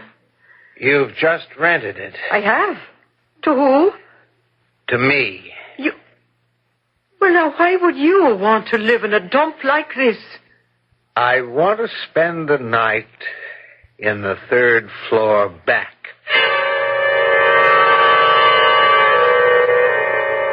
Two people had died in that room. Were they connected to each other? My romantic writer's instinct said yes. I wanted them to know each other, to be in love with each other, and to have died because of a misunderstanding. That was the story I wanted to write. A story of star-crossed lovers in the shadow of the 9th Avenue elevated. And yet, there could have been another interpretation. The room itself. There may have been something in the room itself. Something strange and terrifying and deadly in the room itself. The only way to find out was to sleep in the room. Spend the night there. And, if necessary, fight against the room itself. Yes? Sir, I wanted to know, is there anything you need? Oh, no. I'll be quite comfortable, thank you. Why? Nothing. Well, I'm not sure it's nothing. Mrs. Purdy? It is. It's nothing at all. Well, then why did you hesitate before you said nothing? Because, well... Yes, Mrs. Purdy. Because? Because whatever else was true about them, the fact is the last two people who slept in this room were troubled people. Troubled? You know what I mean. Troubled. It's something that shows in their eyes. Oh, you can hear it in their voice. And, sir, you look like a troubled person to me. I do? Yes, sir, you do. And, well, maybe the room gets to be, well, too much. Do you know what you're talking about, Mrs. Purdy? Yes, sir. And so do you. So I'm asking you, if you're really and truly troubled, don't spend the night here.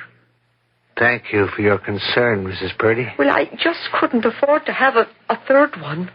I mean 3. And in just about the space of a week, I'd be ruined forever. Oh, I hadn't thought of that. It might be best if I was never to rent it out again. I could use it for storage. Yes. That's exactly what I'll do. I've just decided, starting tonight. Starting tomorrow, Mrs. Purdy. But I won't let you stay here. I'm afraid you have no choice. I've paid my rent in advance. All right, sir. But after it's too late, don't say I didn't warn you.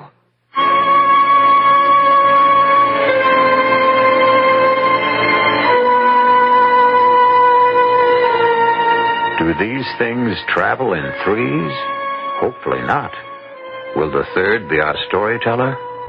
All we know for certain is that we have a room, and the room seems to have a secret, a deadly secret. Certain also is the fact that we're on the threshold of Act 3, where all secrets must come out into the open.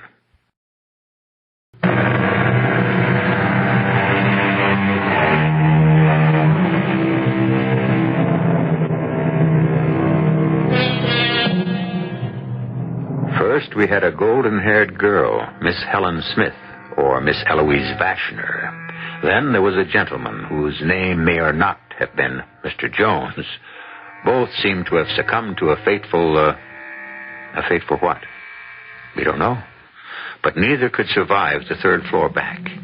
A seedy little furnished room in a tawdry little rooming house on the west side of Manhattan.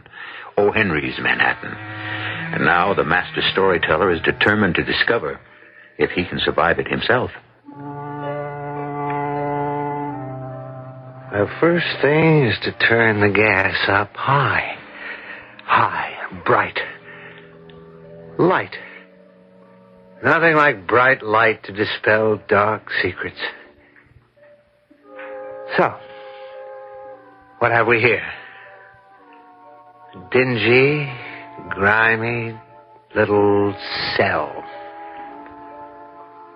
But what's the story? Could it have been murder? Murder. No, rule nothing out. Suppose I were to talk with my friend Sergeant Seamus O'Donoghue, with a G. Supposing I were to say, you're satisfied with suicide? Satisfied? Oh, bless your soul, sir. Who could be satisfied? All right, I can understand that, but there are other possibilities. Such as? Murder. Murder? By who? Oh, we're in the realm of supposition. I appreciate that. Mrs. Purdy. Speculate with me. Suppose Miss Smith or Miss Vashner had something of value. Such as? Oh, a ring, a jewel of some sort. A gift from a loved one. And Mrs. Purdy saw it. And Mrs. Purdy was tempted. And Mrs. Purdy stole into the room. She had a key. And she turned up the gas. And your evidence?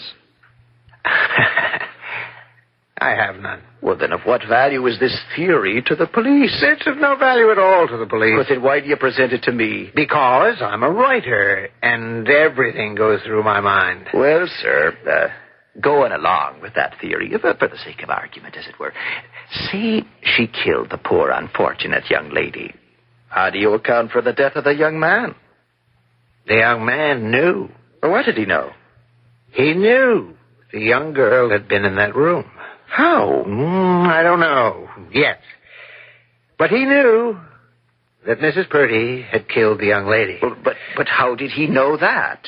I don't know that either yet. But he insisted to Mrs. Purdy that the young lady had been in that room. Mrs. Purdy was afraid of him. So, later that night, when he was asleep... You're saying she did the same thing to him? Yes, I believe that's what I'm saying. Well, no, I must go back to the original question. Where is your evidence? Unfortunately, it doesn't exist. Well, then, sir, where are we? We're still at the beginning of my story. What did happen to these unfortunate people? And what is there about that room? And so, I sit here and wonder. Let me examine the room again. The room. The threadbare rug. Smudged finger marks on the faded wallpaper. The bed, distorted by bursting springs. The room itself has been carelessly set in order, and on the dresser a half-dozen hairpins, discreet, anonymous. In the drawers, a fragment of a handkerchief, a broken bone button, a pawnbroker's card, 2 forgotten marshmallows, a book on the divination of dreams, and deep dust on the windowsills. An old, dried-out, half-smoked cigar in the corner. An old cork, broken pencil. All the debris of those who are homeless in this, their temporary home. And then I could smell something sweet and delightful.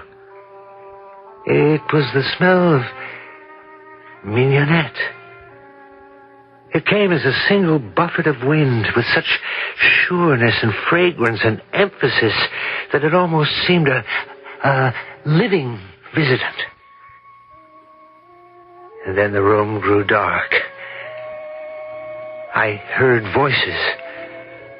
Voices clear. And here, in the room. I love you. I love you, Eloise. And I love you, George. I don't want to live without you. George, I'm supposed to be the romantic one. I can't conceive of life without you. Well, you'll have to live without me for a little while, George. Darling, I don't want you to break your heart. Nothing. No one can ever break my heart. Except you. And you'd never do it. The world can break your heart. Especially the world of the stage. Oh, George, I must have my chance. I'll go to New York with you. No, you can't give up your job at the bank. I can get a job at a bank in New York. No, George, this is your bank. Here they know you and appreciate you. In 10 years, you'll be the president. I'm in a terrible position because, well, you'll think I'm only saying this to keep you here. Oh, no. I believe you're saying what you feel is the truth. Don't go because you're not good enough. Oh. You're angry. No, I'm not. Darling, you're so good at our little community drama group, but I've been to New York. I've seen great actresses. Ada Ree and Bernhardt and Miss Barrymore. I know I'm not as good as they are yet. There are thousands and thousands of hopeful girls like you. Oh, George, dear, we've talked about all this before. Yes, I suppose we have. And we agreed that I am to have my chance. And at the end of the year, if... Darling, I want you to take this ring. Oh, George, it must have been so expensive. Would you, read what's inscribed inside? Yes. Don't die without me. What, George? Remember it. What a thing to say. I know how much you want to succeed as an actress. Do you, George, really? Yes. And, well, that's why I'm afraid for you. George, don't be. If New York says no, I don't want you to feel it's the end of the world. You must never... Never what, George? Die. Oh, George. I mean, let your hopes die, your spirit die. Let the brightness inside you die. Do you understand? Yes, George. And if you ever feel that things are too much, you must send for me. That's what it means. Yes, George. Yes, my darling, I know. I opened my eyes. I saw nothing. But the room was no longer dark. It was bright. The gaslight was burning cheerily. Where were they, those two people? Who were they? I'd heard them so clearly. They could have been in the room with me. George, he must have been Mr. Jones. And Eloise, of course, she had been Eloise Vashner. And this had been their parting scene. Then, once again, the stale, dank odor of the room had disappeared, only to be replaced by the sweet aroma of the mignonette.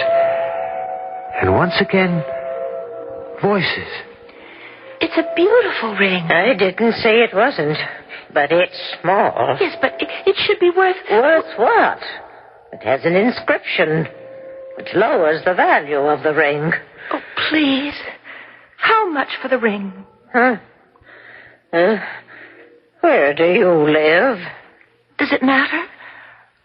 On the west side. No. Where is your home? My home? Well?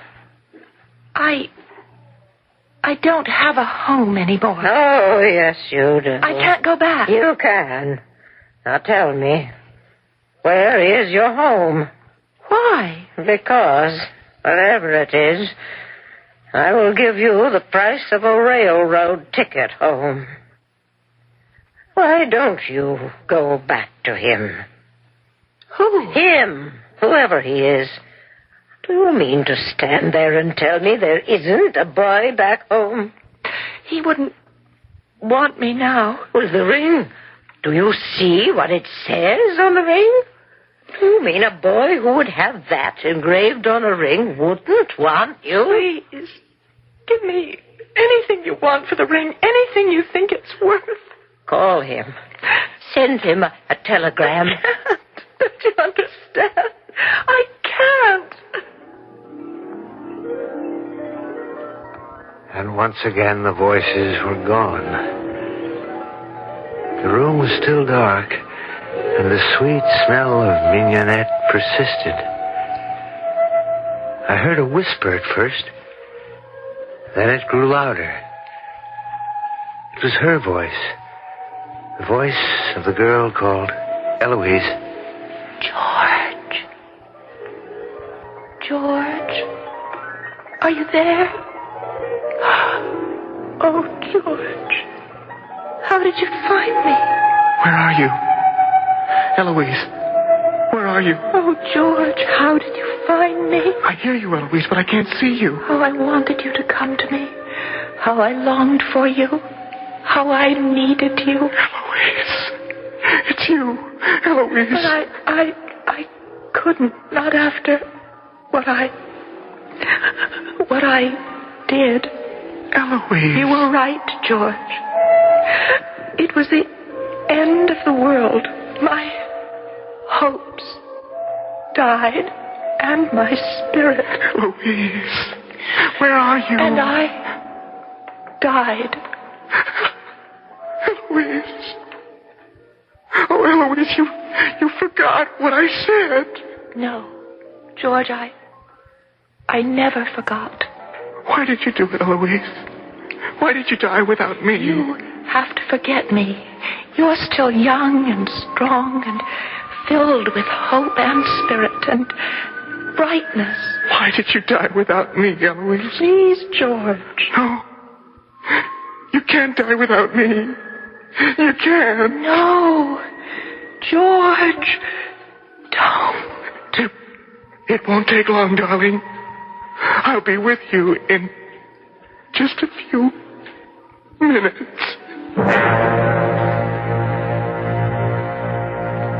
Suddenly, the aroma of mignonette was gone. In its place was another smell, a sickly, sweetish smell. And I heard it in the dark. I heard it. Sergeant Seamus O'Donoghue's deadly snake. The gentle snake that neither bites nor crushes, but who breathes the sweet and pungent air of death. Yes. The jet was turned on, but the flame was out. Quickly, because by now I was starting to cough and gasp, I turned off the jet, threw open the window, and breathed the open, life-giving air.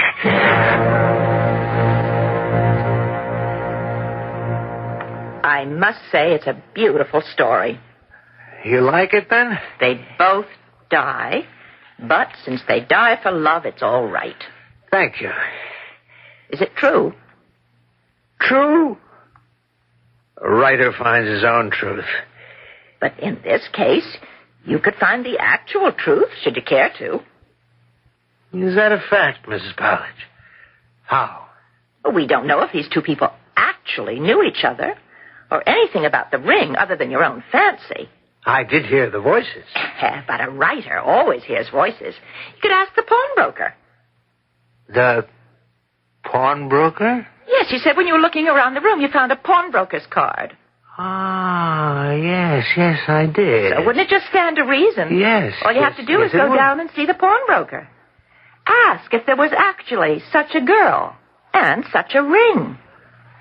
I could have done that, but I didn't. You didn't? Why not? Because, Miss Powledge, that would have been cheating.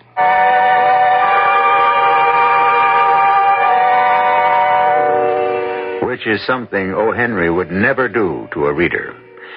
And so, the master of irony and suspense was so good at it, because in suspense is how he loved to live himself. He must have been his own best reader, just as surprised by his surprise endings as you and I are.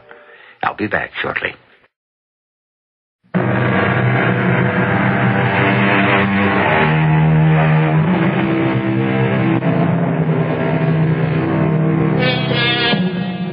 Yes, he loved to write, O. Henry did. And his favorite theme was the one of two lovers kept apart in the maze of the great unfeeling city. Sometimes they were united in this world, and sometimes they had to wait for the next. But he always joined them together at the end. For to O. Henry, the end was eternity. For you, our listener, however, there is no end. We go on here 7 times each week. Our cast included Robert Dryden, Marion Seldes, Joan Shea, and Russell Horton. The entire production was under the direction of Hyman Brown. This is E.G. Marshall inviting you to return to our Mystery Theater for another adventure in the macabre.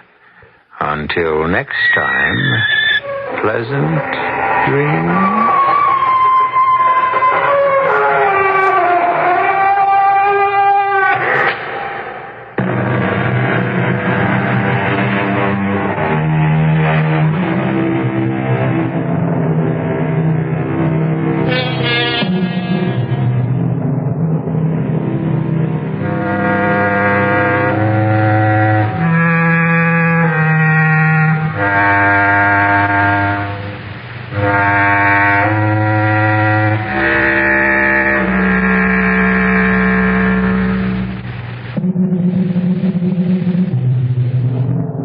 CBS News follows on WBBM Chicago. CBS News. The State Department has no comment to a newspaper report about an assassination plot against Henry Kissinger. I'm Christopher Glenn, reporting on the CBS radio network. The New York Daily News says it has learned that a group of extreme right-wing Israelis paid $150,000 to one or more foreign hitmen to kill the Secretary of State, apparently to revenge what they consider Kissinger's sellout of Israel during his numerous shuttle diplomacy efforts. At the State Department, spokesman Robert Funseth was asked about a reported White House request for an assessment of threats against Kissinger's life. We have said that we are unable to provide any details about the assessment or to comment about any specific threats. This is consistent both with the Secret Service and State Department policy not to comment in any way about any threats. Kissinger was honored by the Washington Diplomatic Corps Thursday evening at a farewell reception and by President Ford, who showed up to bestow upon the Secretary the nation's highest civilian decoration, the Medal of Freedom. Mr. Ford called Kissinger the greatest Secretary of State in the history of our republic, and Kissinger in turn praised Mr. Ford's leadership in assessing his years at the head of the State Department.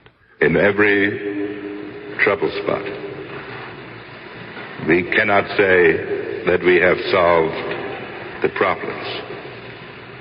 But I think we can say that under your leadership, we have taken the first steps and in many areas major steps towards a solution. Earlier in the day, Mr. Ford joined a presidential tradition, the ceremonial planting of a tree on the White House grounds. Mr. Ford's contribution to the Executive Arboretum, an eastern white pine, will grow between John Kennedy's Pacific Pride apple tree and Dwight Eisenhower's northern red oak. President-elect Carter has returned to Plains, concluding his last pre-inaugural visit to the nation's capital. He spent the day Thursday in consultation with the Joint Chiefs of Staff, saying afterward he had learned a lot from the 10 hours of briefings. Mr. Carter interrupted the military conversation several times to place overseas telephone calls to President Giscard d'Estaing of France and Prime Ministers Callahan of Great Britain and Schmidt of West Germany, suggesting an economic summit conference in a few months. The American Humane Association is urging the governor of Illinois and the American Legion to prohibit a fox hunt scheduled for Saturday near the town of Royal, Illinois.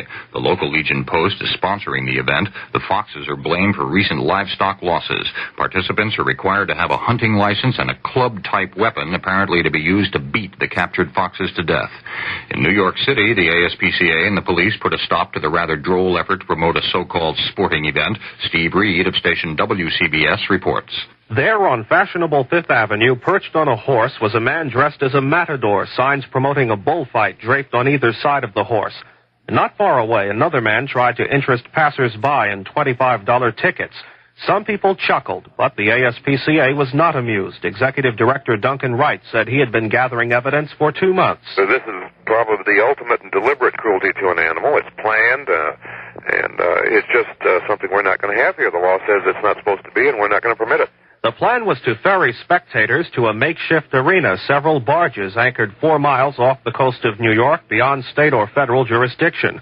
Authorities said that some time ago, the would-be promoter had another idea that didn't quite get off the ground: gambling aboard an airborne plane. This is Steve Reed for CBS News, New York. And I'm Christopher Glenn, CBS News.